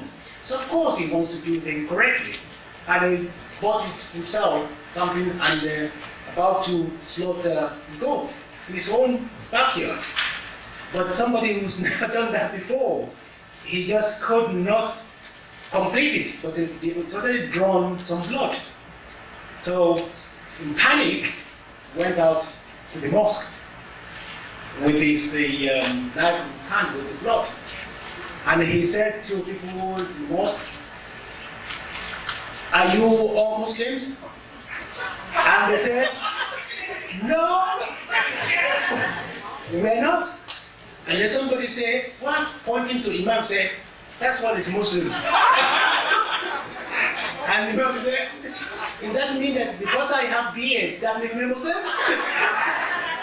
No. So when you are faced with certain death, Islamic, but this is what we are talking about. In some area, people can find it very difficult. So it's when but in this, alhamdulillah, in this country, we are living under protection of law for everybody, and that is fact. In this country, your life, my right, your right, and right of everybody is protected under law. There are some idiots and some criminals out there who really cannot stand the stance of seeing muhajjabat, or a man with beard, or having had their heads, they risk. So in that situation, to avoid that, we take steps. But the original statement to let people know that we are Muslims. But if we are facing that, we know it's going to cause death, then we can protect ourselves by any means. Obviously, when we don't feel secure in this country, you're going to report it, and the authority will take proper steps to safeguard the life and the freedom of people to move. And that's one of the beauty in our country here, which is Britain. We are living under law, which protects everybody. Yeah? I hope that's fine. Yeah? Are there any more questions for Sheikh? So please, you spoke about like globalization, and then within globalization there's this issue of having to accommodate other people's belief system or ideologies like that. So, like for instance now, I got to realize that within the Muslim community, that there are some group of Muslims that we have certain ideologies that is more of like secular in nature, and but because they are Muslims, we might not know or during your interactions with them, they try to encapsulate you with certain ideology that seems to be secular, but because they are Muslims, you are not really able to detect it. So how do you interact those categories? How do we deal with situations like some Muslims form certain ideologies, but the foundation of that ideology is something that looks more secular, not Muslims trying to accommodate certain belief systems or ideologies like that. So how do we engage those kinds of Muslims? Yeah, the beauty of Islam is there's a clarity in Islam. Quran set very good system and guidelines. And Rasulullah sallallahu alayhi wa sallam during his life, he left with us the example as well of what Islam is about. If you look at Islam, it's straightforward and you can easily check it yourself to say, this is not really part of Islam. But we have to be very careful not to be dismissing almost everybody that is not in line with the way we do things, essentially, as kafir or as a non-Muslim. Because if somebody say, La ilaha illallah, Muhammadur Rasulullah, and it's clear they're praying, they're doing all these things, we have to fundamentally accept that they are Muslims. That's the starting point. Because Islam is not somebody that it's not left somebody to say, no, I will give you membership and I take it away from you. No. If they say La ilaha illallah, Muhammad Rasulullah, and then you do all the arkan and you behave like one, and there are prohibitions in Islam, which are very, very clear. In the Quran and Hadith, it's all there. That's something, that's the beauty of Islam. Don't do in Islam a very, very minimum. Indeed. And haram, they are very, very clear. The items that you should not be engaging in, is there. If people want to call you to those haram, clearly, they should know that it's not part of Islam. But sometimes, things get very gray. When some people want to say, well, we are Muslim, should we be part of a political system or not? That is going beyond an area which you can easily clearly say no or yes. But there is Islamic identity itself is clearly marked out. That is not really something you can confuse it. Somebody say Muslim, somebody say I'm a Muslim, and yet they want to change what Islam believes to say we have Adam, we have Hawa. Somebody say there's no Adam, there's no Hawa. They're both, no, you know that they clearly, that's not part of what the Quran says. So we just need to be careful about that. But you can challenge people, you can discuss with people, but don't be so hasty and say, no, I don't think you are part of Ummah anymore. We're just going to do the fitna for Ummah. No, we will, after all, we can interact with everybody. Because Islam is a no, Islam is a light. And the light is best useful when there is a darkness. So that's why Islam is not shying away from anybody. Islam is interacting with the world, with believers and non-believers, because the Quran said it clearly. Allah said, وَهَدَيْنَاكُمْ نَجْدَيْنِ. We give you two paths. This is the way of Allah, this is the way of Shaitan. You choose. For as long as you've been told, that's all. Somebody will be told this is the way of Allah, it's up to them to accept it or not to accept it. It's not up to us to compel anybody. Yeah? Any more questions? Africa likes my question, which is a bit controversial, and the parents might start giving me some time. It's regarding the LGBT community, and it's a very serious one. And Africa parents, see, the thing is, if you don't accept it or try to engage now, it will be brought to your front door, and by then it might be too late. A lot of our scholars don't speak enough about this. We live in a society with these people. Like the school curriculum is about to change in September. I was listening on LBC like a few months ago, and I'm not even lying, where an imam from Australia was given, like they were interviewing, saying he's an imam of a mosque in Australia, and he said he's gay. And I'm thinking, how can you be preaching such a thing on radio where we have younger generation? So these are the kind of things some I understand so that you said we just have to detect it, but some of our younger kids don't have that ability. It will be, by the time they realize what they've been through, it will be too late for them. So how do we, for the society, secular society that promotes love everybody, as you love yourself, your neighbors, but then still maintain that society that in the start, we don't believe in such thing. Yeah, they are bringing it to our front, but they are trying to inject it into our religion. How do we deal with that? Well, first of all, Muslim communities are not alone. We have the Jewish community, we have number, perhaps majority of Christian community want to adhere to the Holy Book.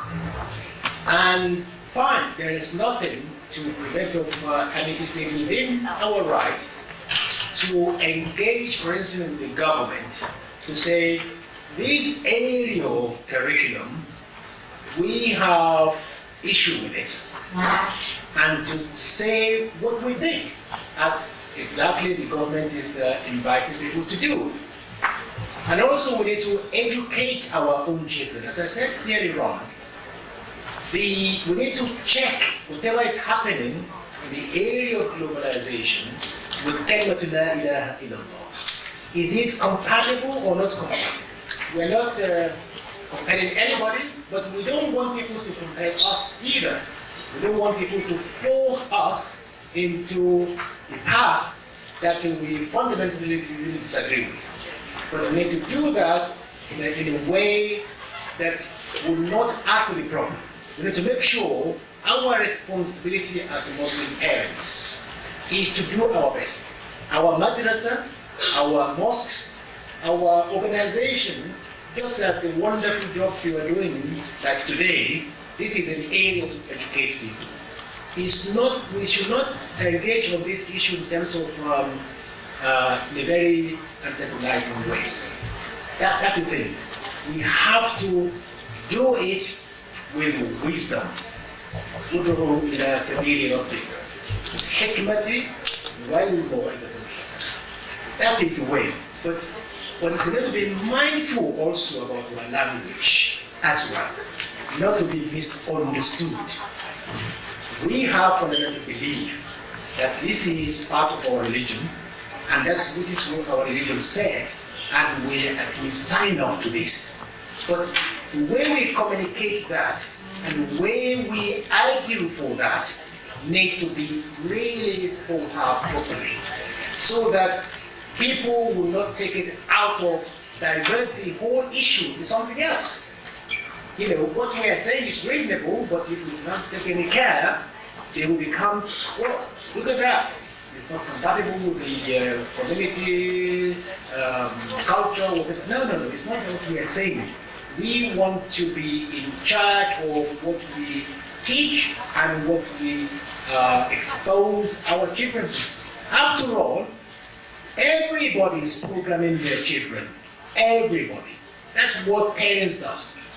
Otherwise, how any community's children becomes like them in their behavior, in their what they like and what they don't like. They are programmed when they are young.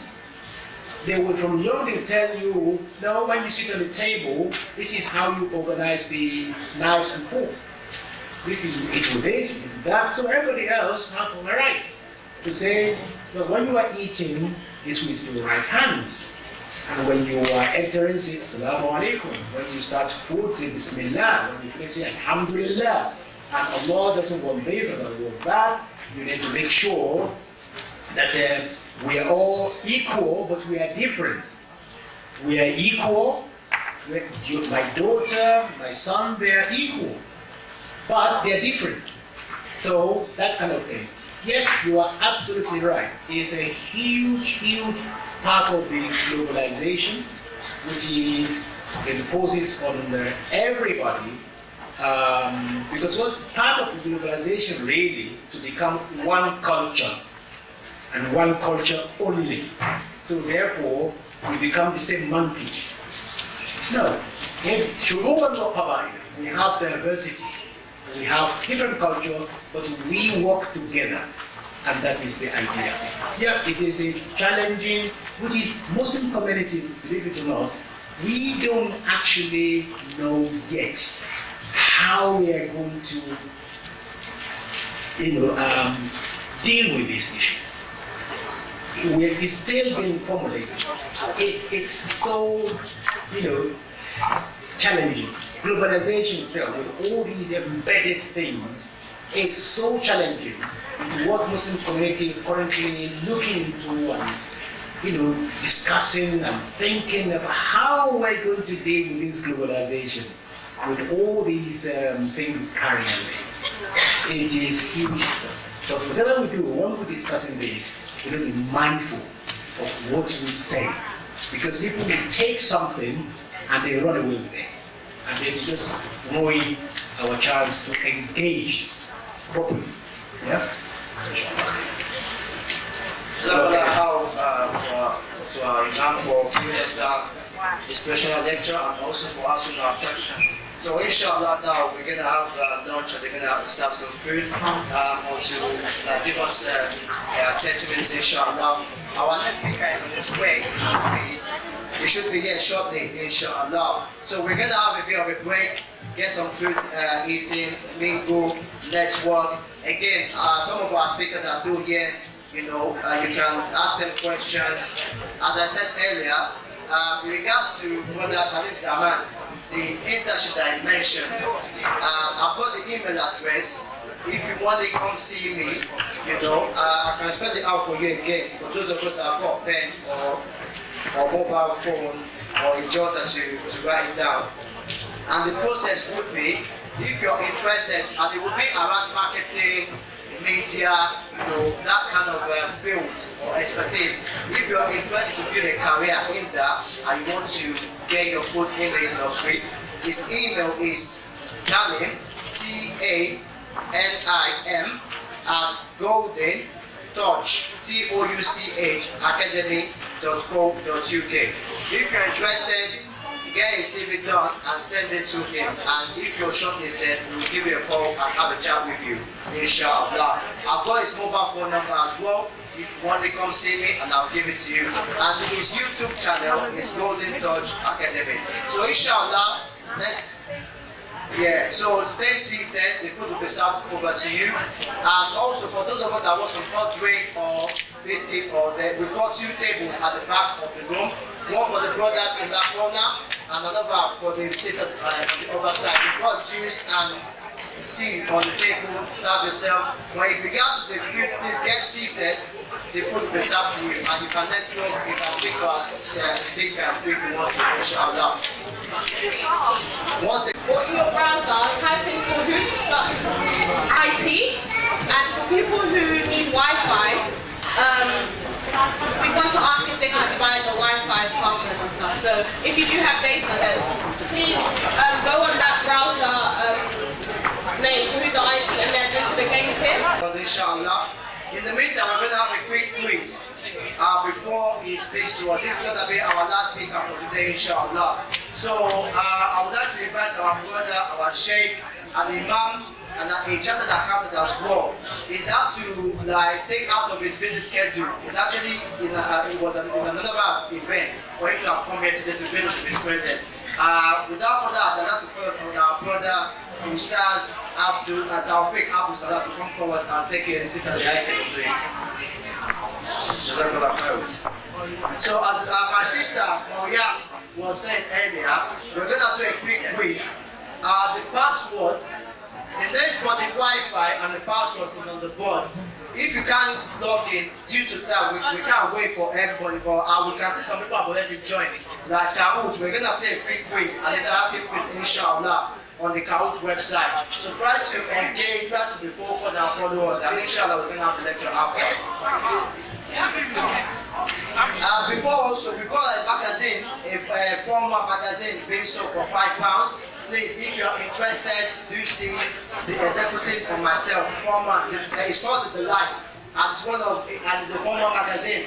If you're interested, do come see me or one of the executive organizers.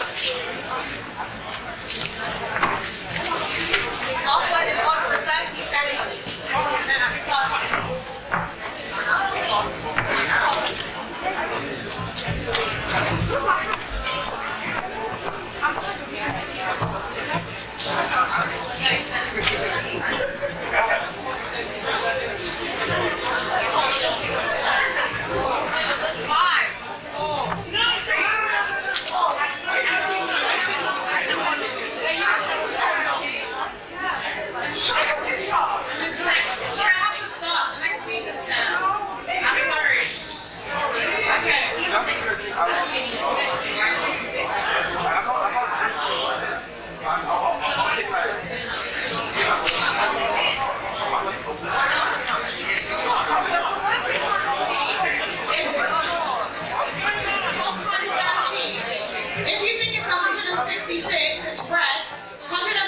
146 blue, 146 yellow, and 176 green.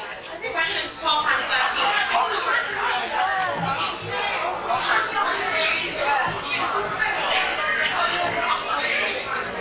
That's closer. The question, what is the volume of a cube 5 centimeters? This is for pink, it's 15. For 15 it's pink. For 125 it's blue. Should we get that was not right. Who is the manager of Manchester United Football Club?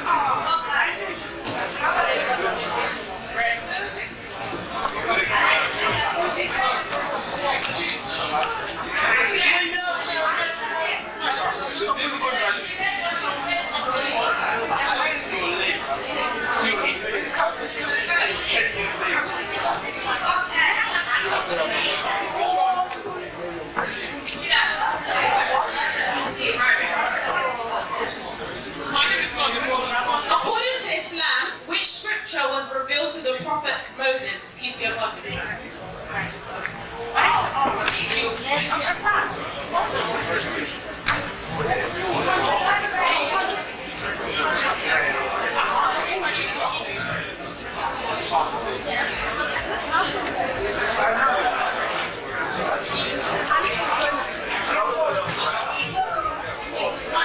Who is the Prophet Muhammad sallallahu alaihi wasallam?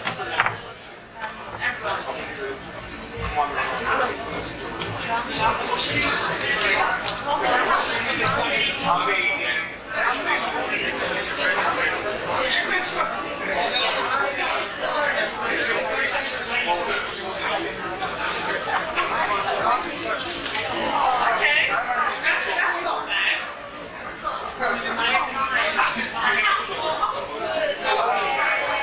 What's that? No, it's not, is it? Sorry, guys, I'm new to it. What does the Quran mention about the use of force to spread the religion?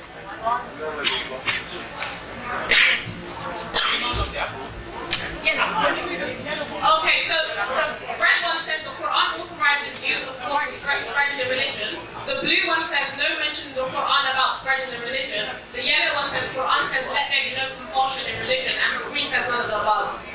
Yeah, that's.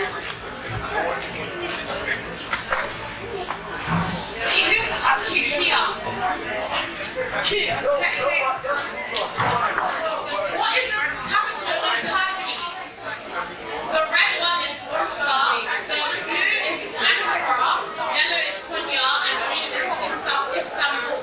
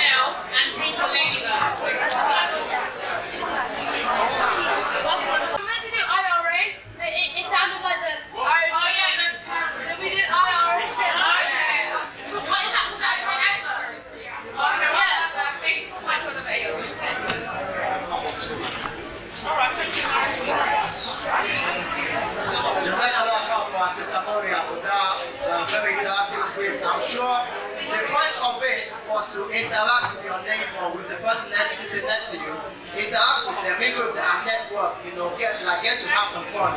So alhamdulillah, I believe it was a success. So again, without wasting too much time, we're gonna go to our next and last speaker of today, inshallah. I'm sure many of you know him. He's very famous. He's a chartered accountant. He consults with the local government, with the other Muslim centers we are here, and with other many charitable organizations. He's an imam, he's a sheikh, he's an ustaz, he solved consults with all this on youth development, on extremism and propagation of Islam. He's had over 20 years of experience of dawah and propagating Islam, particularly with a focus on youth development. Again, I'm going to leave that to him to explain himself, inshallah. 5 years before the Mashkura.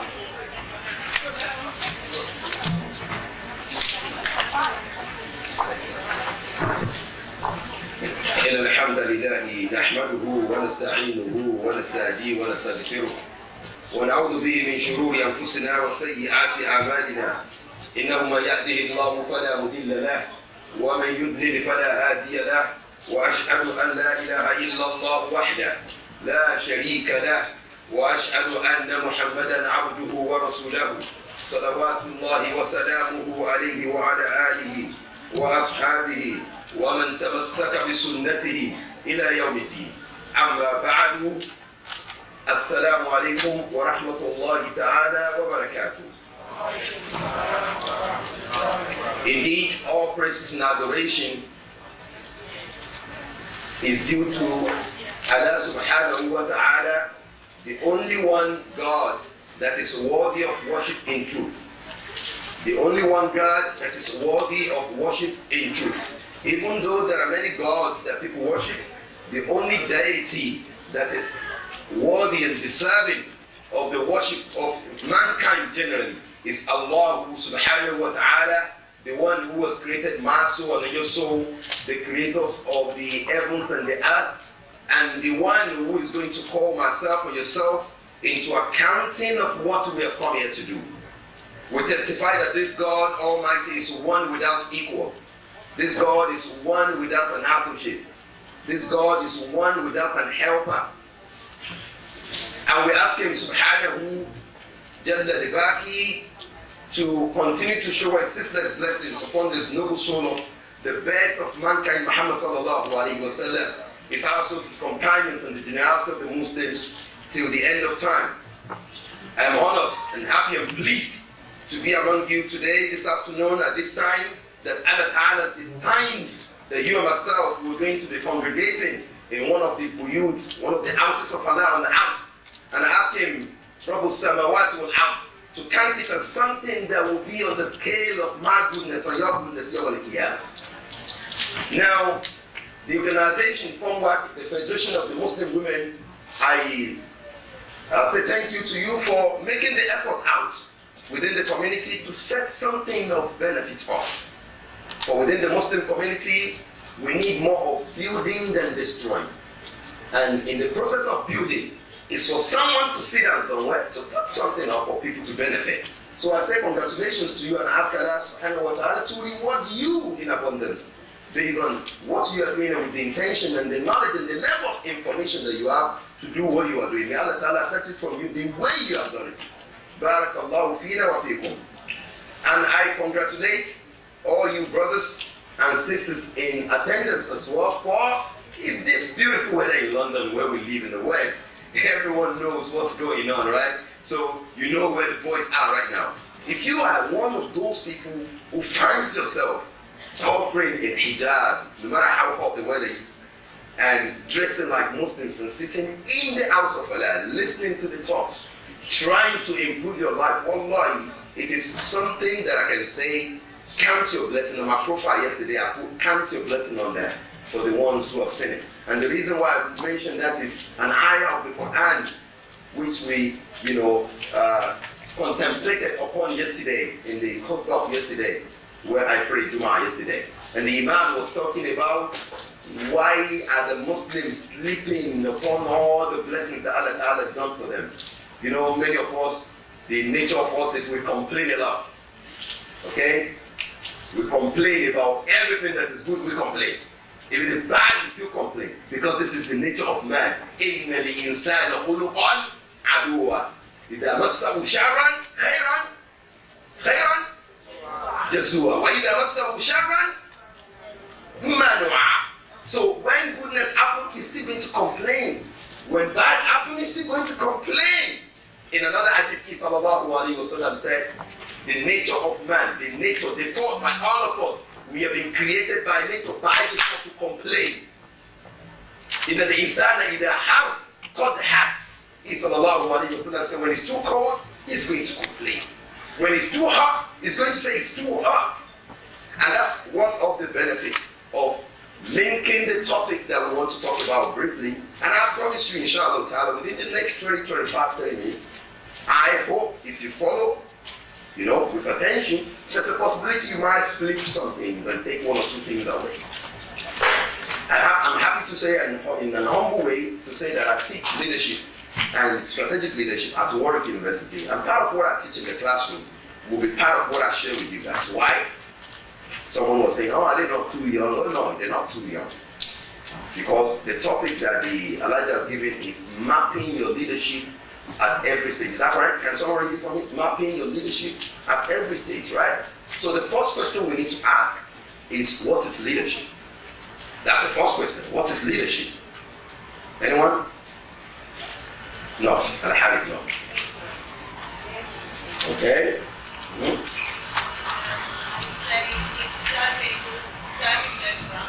Serving those. So leadership is service. Okay? Any other person? No. Assuming position of responsibility. When you assume position of responsibility, you become a leader. Huh? Anyone else? Allowing others space. Can you speak louder? Allowing others space to express their potential. Allowing others, paving the way for others to express their potential. Excellent stuff. You are. Inspiration. You are. No, inspiration to inspire others. Inspiration, leadership is inspiration. Planning resources, making effective use of resources.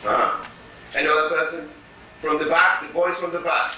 Or the boys from the right side. Can you put that down? Or you need to put it down for now? Alright. The guys from the right. Ibrahim. Your name is Ibrahim, right? Yeah, you're surprised that I know you are? Are you surprised? Yeah, I know you. I know you. It's jumped, I used to call you Sheikh Ibrahim when you were a baby. See? So when I knew you as a baby, I saw your face and I know that you're Ibrahim. And I know you as well. That's the sister, mashallah, barakallahu fiqh. Give my salam to your mom and dad, alright? Now, everyone is given definition, and you can see influence, inspiration, effective use of resources, allowing people to identify the potential order. When the word leadership is mentioned, what else comes to your mind? What other words comes to your mind? I want the girls on the side. Go for it. Providing guidance. Excellent. Providing guidance. Any other person? I can hear your mind talking. What do you want to say? And you are. Further. Assuming responsibility. Someone from the back? Control. Control. Leadership is control. Look at that. I want to come. What's your name? Firdaus. MashaAllah. I'm the campus among the inmates of Firdaus. Now, you can hear control from the back. Inspiration. Influence. Professor Shamsuddin. Authority. And you are. Authority. And that's connected to power.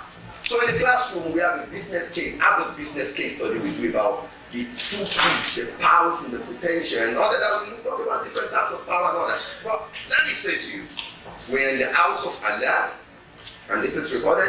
The first element is, I want to note that everything we're talking about here today, they are in accordance with the Quran and the Sunnah of the best of mankind, sallallahu alaihi wasallam. I've tried my best to put up some of the teachings to make sure that I call it what I call the hybrid knowledge. And my hybrid knowledge is my academic research plus the research that I've seen in the Sunnah that those research in the Sunnah or the sciences of Muhammad sallallahu alaihi wasallam, I have not seen it somewhere else. You know those, personal developments, talks, speeches, and all that.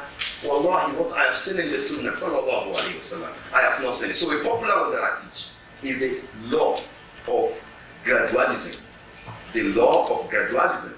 This law is inherent in all psychological, all physiological, all religious teaching, dating back to 300 years BC, before Christ, they will call it in academic word, alright? But when I look into the Sunnah, you see him sallallahu alaihi wasallam teaching that leadership skills to Mu'adh ibn Jabal when he was sending him to Yemen. Yeah, Mu'adh, when you get to Yemen, make sure you teach people about the oneness of God alone. Do not tell them about the Salah. When they know about the oneness, then teach them the Salah. When they know how to pray, then talk about zakah, asiyam, fasting. Do not teach fasting except that they know how to pray. Do not talk about prayers except that they know what? The tawheed.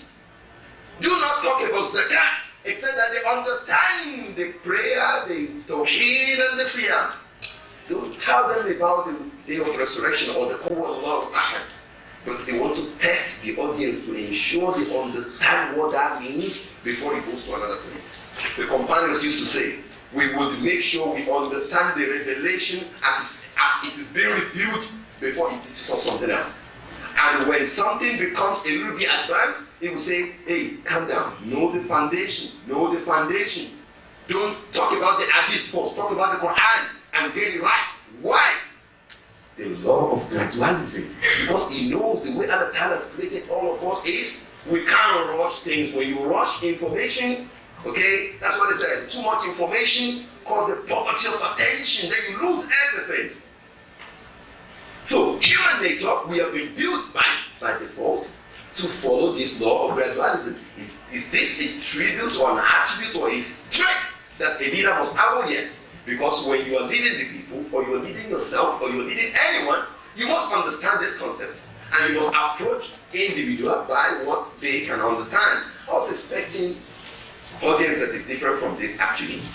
And then when I got there, I had to cross all the things off. You know why? Because of the natural law of gradualism. Because I want you guys to understand what you need to understand now before we jump into. Let me give you a practical example, and most of what we're going to be talking about today will be more practical than theoretical. The guys that you see bombing themselves, suicidal activities. The guys that are talking about khilafah, I have done their research for more than 10 years. And I have found that all of them, they do not have the foundation knowledge of Islam, subhanAllah. I interviewed Abu Hamza in Finsbury Park face to face. I interviewed the one that went to Lebanon. Who remembers his name? The big Sheikh Omar Bakri or something like that, and face to face. There was another lawyer who was a top-degree lawyer who was very vocal on BBC. I got him sacked on BBC and Sky. Chowdhury. And I told the BBC and Sky, if you make him on there, I will not come on your TV station. And I will tell all those things, do not go on BBC and Sky. So when they call me and say, hey, come on our TV, I say, make sure that guy doesn't come. Because he does not know. And why are we saying this publicly? We're saying it publicly because it is allowed in the Sharia of Islam for anyone who comes out without foundation knowledge to mislead the people. Like I come here right now, I can mislead you. You can say, guys, they're killing our brothers in Iran and Iraq, and I show you pictures of children and women that they're killing. The enemies of Islam, they are killing us everywhere. Allah Ta'ala says in the Quran, you have to fight them, jihad and kabira, in a jihad that is. And then what am I doing? I'm raising your emotions against the enemies of Islam. That's true. But is that the way Islam wants you to do it? That's so-called foundation knowledge. That is not the Islamic leadership. Islamic leadership starts from understanding what has Islam said on this. And for a man who says, I am a leader, to come in the front and provide guidance and provide direction for people to follow. Let me give you another example. I prayed at Chancery Lane Masjid near Holborn. It's a mosque behind the corner. So the Imam from one Asian country was saying a lot of negative stuff. He doesn't have knowledge of what he was talking about. And the audience, they were already agitated. Oh, these people hate us, so we have to blow them up. We have to blow them up. We have to. So, after I finished the khutbah, because you are not allowed to interrupt him while he's talking, right? So I went to him and the microphone was still on and I said, لا تتكلم شيء بغير العلم في هذا الطريق. Never say anything in this way of life without proper knowledge. And I said, guys, meet me outside, but please before we go, delete everything you've heard from this imam today. Just delete it from your brain. Press delete button, boom. And then I went outside and told the people and said, what he was talking about is not down to an individual. That's knowledge. It is not down to you as an individual to take the law into your hand in this country because you go to jail. Right? Does it make sense? The same thing goes in the Sharia country. You cannot just say, okay, because they're killing us in Iraq, okay, now I'm going to go to number 10. Theresa May, get out there, I'm going to cut your head. Doesn't make any sense. It doesn't, because you can't go on the street now and say, okay, you see somebody texting and driving. It's an offense now, yeah? And then you go on the street and say, you're texting and driving. My right, stop. People think you're mad, right? The same thing applies to people who are bombing themselves and saying they are oppressing the Muslims, so we have to kill the Muslim. No. You have to go to a Sharia court and report to a lawyer and say, oh, they are killing us there, and go through the proper what? Proper process. This is Islamic leadership. Now, when we now talk about leadership, there are many definitions. Somebody says somebody standing in front to provide guidance. Somebody helping other people to know what they need to do. Somebody helping people to know how to make the best use of resources. Allah Ta'ala mentions in the Quran, Inni ja'ilun fil ardi khalifa. I have created a vicegerent on the earth, the ambassador of Islam. In that same ayah, the angels challenged Allah and Allah Ta'ala said, why do you have to create him? Why do you have to create a people that will be coming on the earth and be shedding blood? What did Allah Ta'ala say? Allah Ta'ala says, Inni a'lamu ma la ta'lamun. I know what you do not know. And what follows? فَعَلَّمَ آدَمَ الْأَسْمَاءَ كُلَّهَا. He gave Adam the knowledge. Why did he give him knowledge? Why? What is that knowledge for? What is the connectivity between knowledge and leadership? The meaning of that is the number one criteria for to be a leader is the knowledge. Because if Allah Ta'ala has made Adam the leader of the earth, or ambassador to God, how is he going to set the direction for people? So from the Islamic point of view, you will find out that leadership, Islamic leadership, or no Islam, just call it leadership. To everyone, Allah Ta'ala wanted us to do it. If you guys are not getting it clearly, let me give you another beautiful analysis of one of the speeches of the best of mankind, sallallahu alayhi wa sallam. He says in his golden narration, كُلُّكُمْ رَاعٍ وَكُلُّكُمْ مَسْئُولٌ عَنْ رَعِيَّتِهِ. All of you are shepherds, and all of you will be called into accounting of how you've directed your flocks.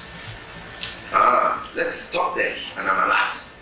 In the days of the Prophet ﷺ, that was a metaphorical symbol that he could use. A shepherd was popular.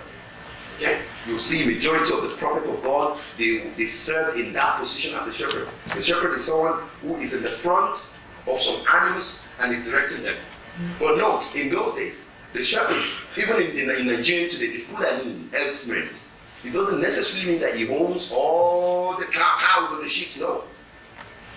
I can give you a business idea right now. There's a business initiative in Nigeria now. You don't need to be there. You can buy 10 cows, all right?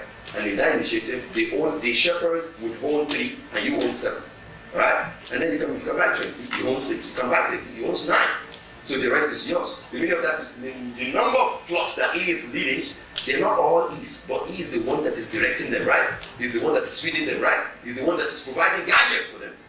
And that is why he, sallallahu alayhi wa sallam, used that symbol. That all of you, and he said, Amradulun ra'in fi baiti. A man, good boy, you'll be fine. Good boy, Ibrahim. Now, a man is a leader in his house, and he will be asked of how he directs the wife, the kids, everybody in his house. Wazawja, and the wife in the house, ra'iyatin. He sallallahu alayhi wa sallam said, he said, is also a leader. Now, when you now look at all this, you find out that whether we like it or not, there's a clear evidence that Islam wants us to hold leadership positions. Now, when you now look at what levels do we want to mark, because I don't know we have a little period of time, so let's round it up. What do we want to mark for your level? What did you want to mark as Muslim leaders? Somebody mentioned position. I want you to take away today that leadership is not about holding positions. In fact, in John Maxwell's 5 levels of leadership, that is number 1. We call it level 1 leaders. Somebody will say, I lead 5 people, I manage 20 people in my team, and they think they're leaders. No, it doesn't make you a leader, because that is just positional leader. Okay, the fact that you are holding a position of leadership does not effectively make you a leader. Leadership is, as Elijah mentioned, is influence. How do you influence people and carry them along the ways of the Lord? What he said, you are a shepherd and you have to direct the flocks, and you will be asked of how you directed the flocks. So today, the man in the front, he needs to make sure he understands what they contain. Now, the levels that I will say to you to mark will be 2. Okay, because the time is gone, and you never know, the time is so short. So let's call it the learning stage and the earning stage, to map to the topic that you've chosen. The learning stage and the earning stage. The learning stage are what I call the developmental phase of your life, and that is where the majority of you right now are. If you're not working, you're at the learning stage of your life. What are those things? Unfortunately, I can't go into them. Unfortunately, I have to keep them because the time is gone. What are those things you can do practically, not theoretically? Because everybody talks about leader must have a taqwa, leader must have a manner. We all know that, okay? What are the tools? How can you carry yourself as a leader? What are the things that you need to do? So I'll give you an assignment to, go away. Maybe you can go find them out, okay? So there's something called future orientation. The concept of future orientation is for you to say, okay, I am in my learning phase of life, I'm developing myself, but this is what I want to learn in a year's time. This is who I want to become. You're in the uni, you're studying. Who's in the uni now? What are you studying? Medicine. So you're studying medicine.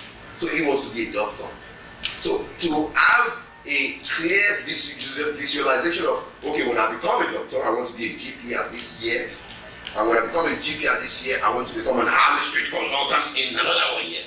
And then you map that out on the wall. You see it clearly that this year, this time, this is what I'm doing, this is what I'm doing. And that's what we call future orientation. Because what leadership is about is to have that future residence or destination, to have it in your mind first before you have it in your reality. It must start in your mind first before you get there in your reality. So, everybody in the learning phase of your leadership, you must be clear about what you're doing. And there are 2 things about it. There are 2 things you need to do. 2 practical tools. Number 1 is, you already know I want to be a doctor, I want to be a lawyer, I want to be an accountant. Those are the popular careers from the Nigerian communities anyway, right? Or I want to be a chef, or I want to be a pilot, I want to be, I want to be an entrepreneur. I want to buy and sell. I want to have an e-commerce site online. I want to trade properties. I want to do many other things, okay? I want to be a life coach.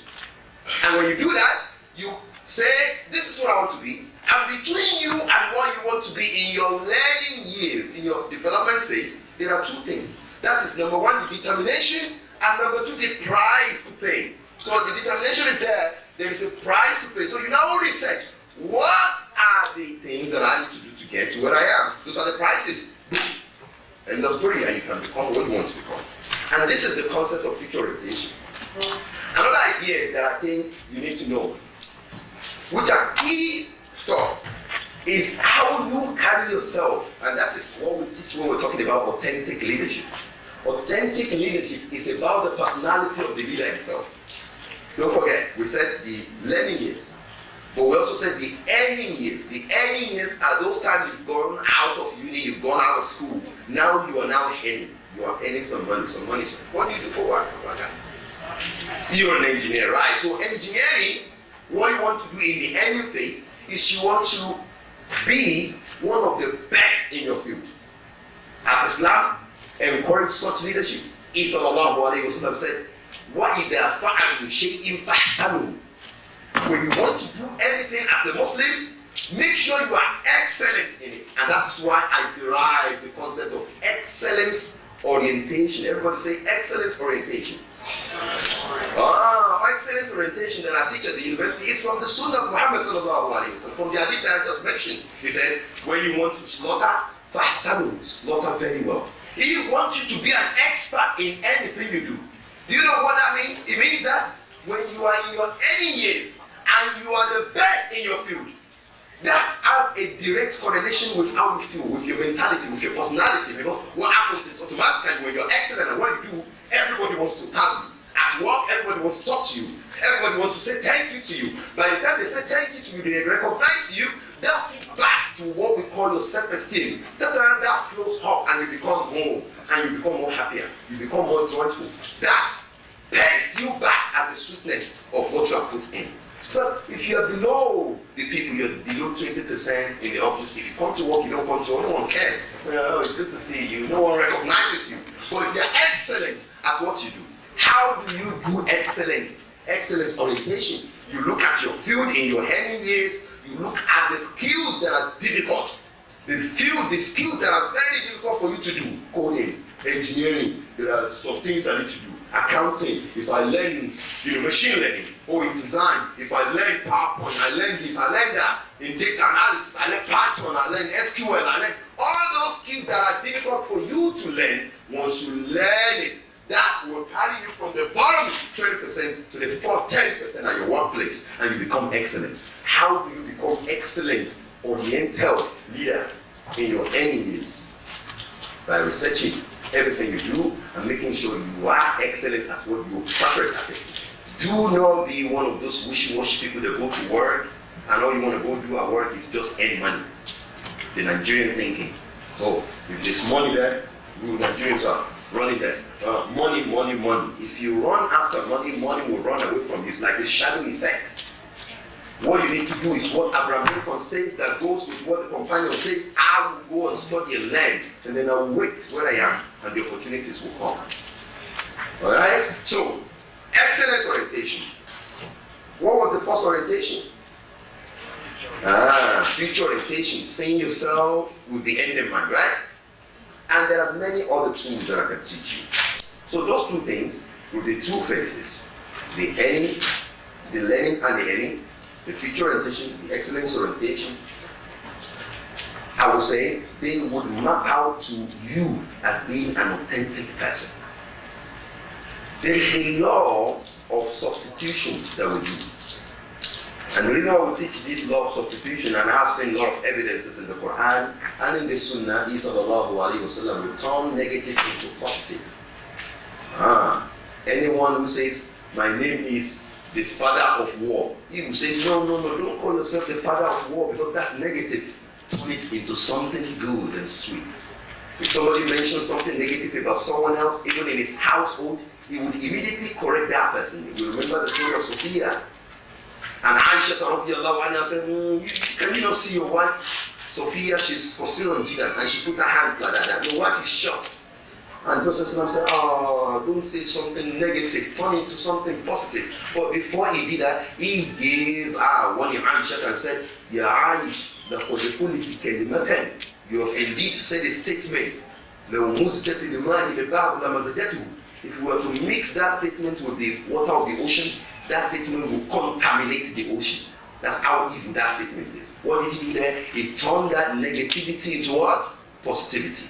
In many, many, many places. And that's why I derive my theory of positive orientation. Everybody say positive orientation. With all negativities in your life, either in the learning or in the learning stage, all you want to do is to turn everything into positive. If anyone says, oh, there's a problem here, okay, right, say, if you do that, you should say, okay, what's the problem? What can we do? Because if it's a problem, the milk has been spilled. What can you do? Can you derive that milk and make it clear milk? No, you can't. So why do you have to complain? Positive orientation is when you go into a place, whether in your learning phase or in your earning phase, you go into places and people complain. Ask the question, what can we do What else can we do? And no, part of positive orientation is for a leader to say, everyone is different. Everyone is, the market share is gone down. Oh, our company is going down. Our company is going down. The leader is going to come and say, what are the recovery strategy to bring our balance sheet right? What can we do? Who can we lay off and pay them off and recruit any other person to make things work? In your learning phase, you will find a lot of problems that you need to turn into positive situation. You will find a time when you do not even feel like reading at all. You will find a time when you sit on your bed, you do not feel like even going to classes. You will find a time when the exam comes, you've read too much, you've not done enough. You will find a time when mommy says something negative or daddy says something that you're going to go mad. All you want to do is to turn that negativity into positivity. This is something that is useful as a tool. And in your early years in the offices, we see negativity everywhere all the time. Somebody will complain, there's too much politics in my office. Oh, my dear brothers and sisters, it rains everywhere. If you leave that place, you're going to go to another place where the politics is going to be more.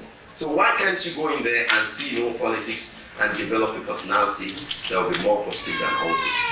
Now, there are so many other things, but of course the time is gone, right? So we have to stop here. Unfortunately, I didn't know about the time. I would have gone into the 7 golden steps that I believe you need to know as a leader. But I, inshallah, hope and pray that Allah Ta'ala will give us another opportunity to meet where I will, because I can't start it unless we have enough time to make sure we all walk through. But take this away. You do not need to be in a position of leadership to wanting to be a leader. Leadership is a journey. And if you want to know about leadership, it's about how you improve or you get better at what you do. And that's the definition of leadership that I want you to take away. All right? Somebody will say, I don't want to be a leader. I don't want to be a team leader. I don't want to go. But you are doing something, right? And you're going to talk to somebody in the classroom. You're going to talk to somebody in your workplace. You're going to talk to somebody. So you need to learn the skills and the practices of you knowing how to achieve your aim. If you are going to lead people, or if you're not going to lead people, you are at least going to relate with people. Anyone who is not a god in a bush somewhere, anyone who is not a god in a bush somewhere living by themselves must learn leadership. You do not need to be a manager to be a leader. Leadership is how to become more excellent in what you yourself do that will now radiate to people saying, we need him, we need that guy, we need that. Will make people call you. We don't, even when you're shutting people down. When you're too busy, you don't have the time, people will still knock your door, not because of you are inviting them, but because they know that there are benefits inside you that you have developed yourself. And once you deliver these skills, everybody will notice it. The way you carry yourself will change. The way you talk will change when you are conscious about it. But if you're not the one who is conscious about leadership, you can do the way you like. I was telling the boys, there's a way to walk. There's a guy who wrote, a friend of mine wrote a book, how the CEO walk, how they walk like this. So there's power in there. Let me give you an example. When you see Putin of Russia, what do you see? Because you see him moving one hand and the other hand is not moving, right? When he's walking, he's moving one hand like that. What do you see? You see power. So there's a posture in that. When you see Tony Blair, when he's talking in the House of Representatives or House of Parliament, even when he's not making sense, but because of the posture, he'll be nodding his head to the right and will say, we're going to Iraq, and then we know there's WMD in Iraq, and people will still follow him, even though what he was saying was not making sense. So there's a way you carry yourself that people will see you and they will say, this is a leader. But there are things you need to do within yourself. They all start within yourself, and that's the law of correspondence. As within, so without. Whatever you have inside you as the knowledge is what will show outside. And that's why we say the number one characteristic of a leader, according to our way of life, is what? Knowledge. So in the end stage, go, my dear brothers and sisters, go and be excellent in seeking knowledge. Go and be the best in your classroom. Go and be the top in your classroom. Achieve the knowledge and just go into your room and wait, and the opportunity will knock the door on your room. I will call the hard was not full and whatever. Ask Allah subhanahu wa ta'ala to make this to be something that will be beneficial to myself and to you, and to count among things that will be useful as tools for us in our practical life. أسأل الله العظيم أن تقبل هذا منا وصلى الله وسلم على رسوله الكريم وعلى آله وأصحابه وسلم تسليما والسلام عليكم ورحمة الله تعالى وبركاته. وعليكم السلام ورحمة الله وبركاته. Takbir. Takbir. Takbir. Well, give special thanks to our Sheikh, Jazakallah khair. Apologies for the time. Again, I gave him actually like 35 minutes, but even if I'm given an hour, I'm sure it wouldn't have been enough. That's how eloquent and that's how he delivered his speech. He continues to talk, and mashallah, it's very inspirational. You get engaged. But due to the time, we couldn't continue. I'd like to call on our sister Monica Ibrahim, who will lead us on donations and to give some announcements, inshallah. Sister Monica Ibrahim.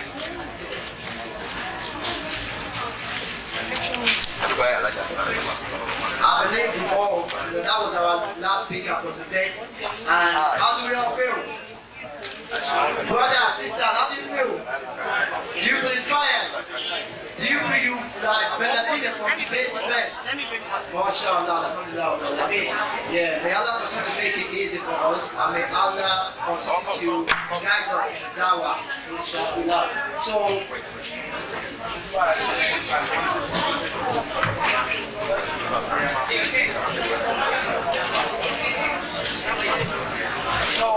again, alhamdulillah for today's event, and I believe that each and every one of us have benefited from one lecture or the other. I'm sure that majority of us, if not all of us, will have been given an evaluation form or feedback form, just to tell us how you feel the event went today, in terms of the timing, the organization, the topics that were chosen, the speakers that were invited, and so on and so forth. Please, it is very important. It will help us to improve for next time, inshallah. So do your best to fill it and hand it over to the executive myself. I'd like to hand over to Sister Monica Ibrahim now to lead us on the relations and announcements.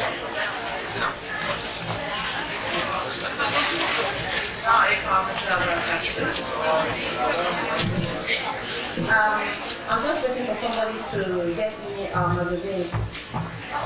I just want to say again, thank you very much to all of you who have stayed for this long. I don't think it's because of the jollof rice you stayed, and I don't think it's because of the water, but I think it's because of the quality of the talks you have listened to today. And I'm sure that this Rahman, you have taken a lot. They are going to not only digest, but be able to implement when you leave here.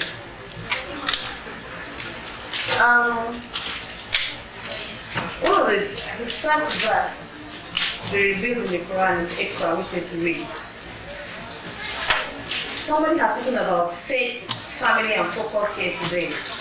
The young brother talked to us about being financially free, to be able to invest our money in a way that gives us financial independence without forgetting our goals as Muslims.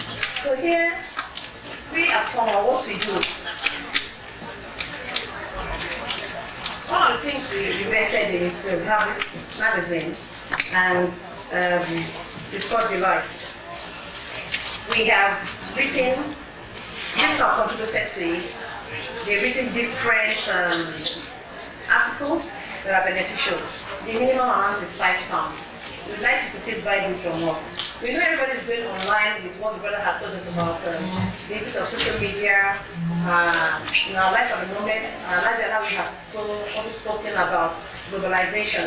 But what we are coming, the point we are coming from is the ICRA, and the Quran talks about the tab. So I want you to see have something that you can carry, and that you can read, and that you can see, and that you can contribute to. And you are our children, not all of you, most of you.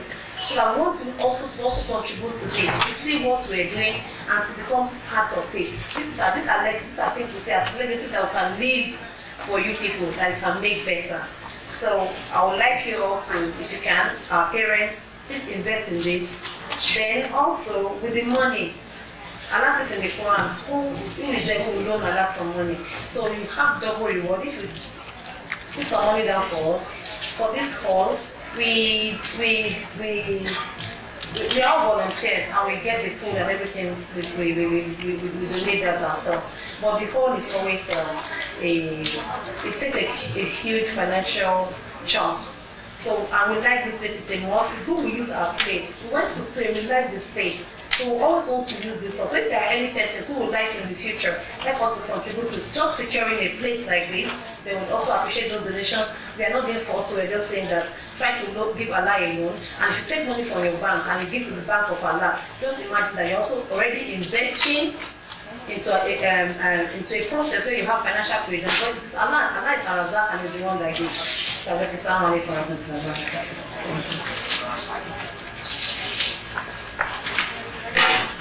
SALAAM wa rahmatullahi wa barakatuh. I thank Mova and our sister for leading us on that. Without further ado,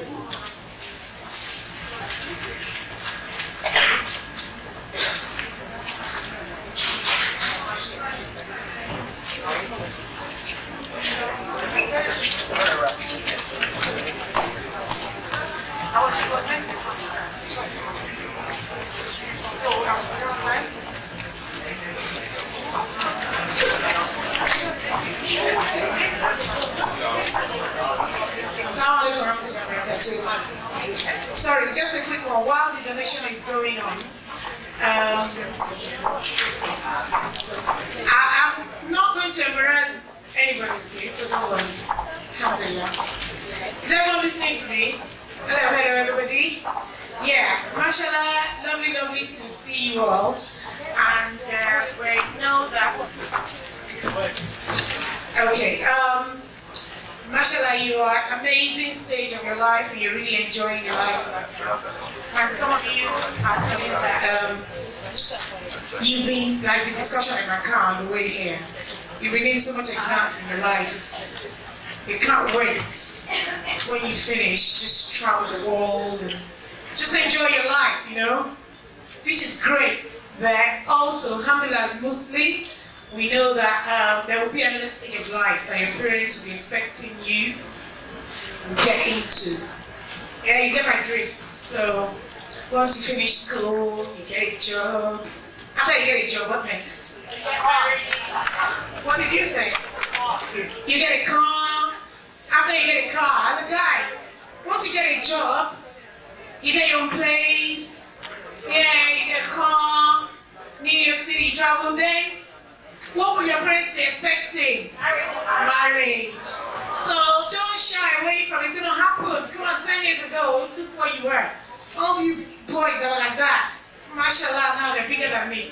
So next 10 years, I mean, we're talking about the fact that next few years, we've been having a lot of marriages within the community. But come on, we're going to have so many, inshallah. So one, we want you to know, and some of you do know, that we have marriage service within the community. Because sometimes people think, there's nothing in our community, you know, the Asian community have everything. Look at this mosque, mashallah. They have everything. Will rights in service. Everyone down for the coffee machine is in the mosque. Everything is there, you know, janaza service. So Nigerian community, we're trying as well. So we got marriage service and mashallah, a lot is happening during that. Some of you know. So we want you to know and we want to encourage you. When the time is right, speak to somebody. Speak to your parents, they can contact us, speak to, you know, people within the community. We want to encourage it, it's a good thing. You know, it's happening already and we want more of it. We don't want our boys marrying out. We have a lot of ladies in the community. Why do you guys need to go marry Asian? Because you're fed up with Nigerians, right? No, they're girls like you that grew up in this country. They're not Nigerian at all. They're British. They're fed up of hearing us shout. And they don't want to go back to Nigeria to live there because, like, Nigeria is not. You know what I mean? But, yeah? Boys, please. So I'm going to call my sister as well to give a word or two of advice on marriage. But please know that that is there. And please, yeah, no matter what you think, at the end of the day, that's your community, that's where you come from. So they say turn the negative into positive. Nigerians are lively, fun. So I went to to talent show, one of my son's school, and they were doing everyone showcasing their culture. And when the African kids were going to showcase their culture, it was the spraying money at events. That was a bit of the culture that we're showcasing. So I'm going to call my sister, Alaja Jimo, to give a word or two on marriage as well, inshallah.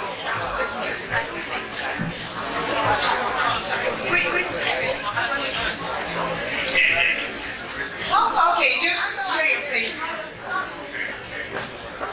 And you know, we have brothers as well. Brother Shams, please show your face as well. So that they don't want to talk to me. Please stand up and show your face. I know the problem, our children are all here, so we're very shy, we parents. My kids know I'm very shy. So please say salam. And you know, it's good to know that we have brothers in the community who are involved as well. So Alaja, assalamu alaikum, please show your face now.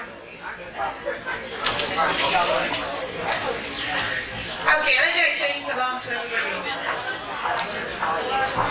Walaikum salam. So Jazakallah khair, that's all I want to say. Thank you so much for having me.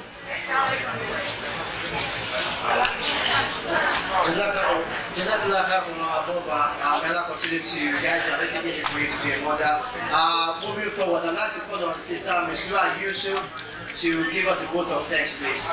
Sister Mistura Yusuf.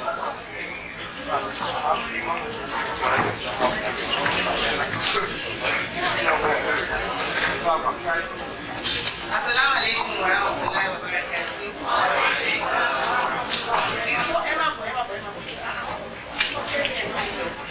Before we do the vote of thanks, I just want to take this opportunity to thank the youth planning committee. Everything that we've been doing here today is been planned by some people. Okay, yesterday I coordinated, but I really want to thank them very much for being a very good house support for Federation of Muslim Women Association UK. Some of them are not here due to other commitments, but they've worked so much behind the scenes for us to achieve what we've done today. And most especially those that are here, I want to showcase them and thank them very much, which is Abiola, Waid, Isirio, Miriam Motai, Latifa Dabiri is not here, and we have other people from other asalats. For example, there's Muhammad from Nusrat and some other asalats as well that we pick people from to organize this conference. I want to say may Allah bless you abundantly, may you be a source of joy for us, and may it be good for you and be of your money here. And you please start party for everybody to please.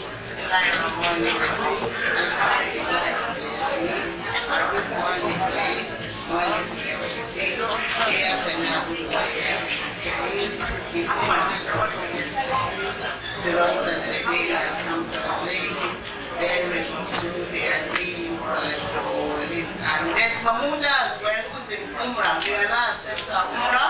She's not here, but she's there in the spirit. Wassalamu alaikum wa rahmatullahi wa barakatuh. Assalamu alaikum wa rahmatullahi. Like it's been said, everything that has a beginning must have has an end. Now we have come to the end of today's program. She has said all I have to say. Thank you all for coming. I'd like to say thank you to the organizing committee, because when I came here, I saw a few people, and before I knew it, I saw youths coming in, and I was like, what's happening here? What about the parents? Then I had to reorientate myself to say, okay, it's a youth program. And I have to realize that we are going from strength to strength. The whole, I've never seen it this full. And to me, this is like a good thing happening. And I pray that inshallah it will continue to grow bigger than this. Most of the speakers talked about journeys. If you go across the board, it's about, you know, at your youth, during the youth, it's a time for planning. And coming to events like this actually gives us direction. We must have met people, we must have networked, and so continue to watch out for us. And I kind of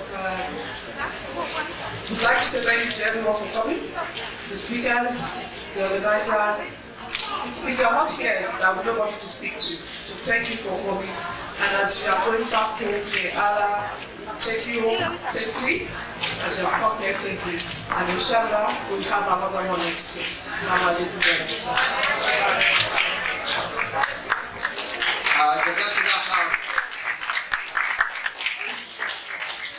MashaAllah, Jazakallah khair to our mothers. Again, we couldn't say much to what they've said already. You know, we, the youth, we're the future leaders of tomorrow, and if we want to invest like this, we have to make the effort, we have to put ourselves forward. I mean, they gave us a lot of support as well. You know, they were like the backbone of us, of being able to achieve this. But at the same time, like they said, without you being here, I was speaking to somebody earlier, I've been opportunity to be part of FOMWAUK for quite a few years now. I don't think I've seen the hall this full, or I've never seen youths outnumber the parents in any of the events. But today, alhamdulillah, I mean, Allah made it easy for us, and I believe that you all come here, like, not thinking that you wasted your time, but thanking Allah that you came here with something to gain and to go back home, inshallah.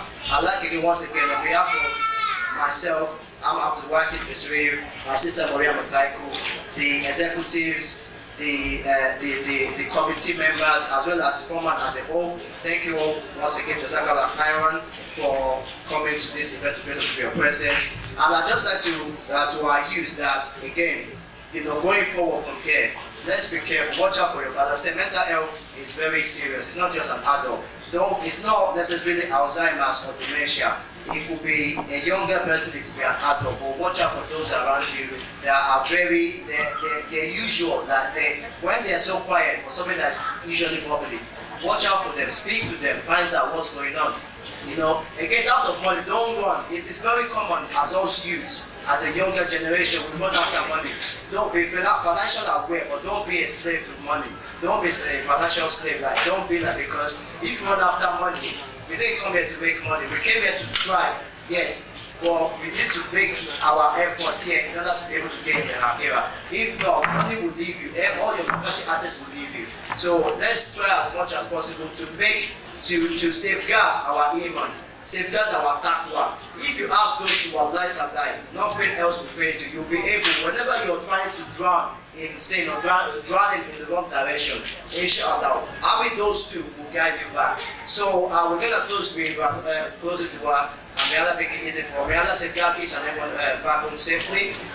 We pray that we benefit from this. Whatever we gain or learn today, we will be able to implement it into our life and take that forward, inshallah. We also pray that for the next coming event, may we be able to participate, may we be able to come in one face, and may Allah safeguard each and every one of our lives beyond them. May Allah make us the children to be the joy of our parents.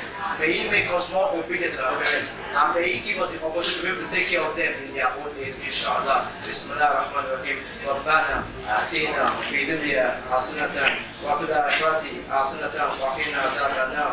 ربنا هب لنا من أزواجنا وذرياتنا قرة أعين واجعلنا للمتقين إماما. ربنا لا تزغ قلوبنا بعد إذ هديتنا وهب لنا من لدنك رحمة إنك أنت الوهاب.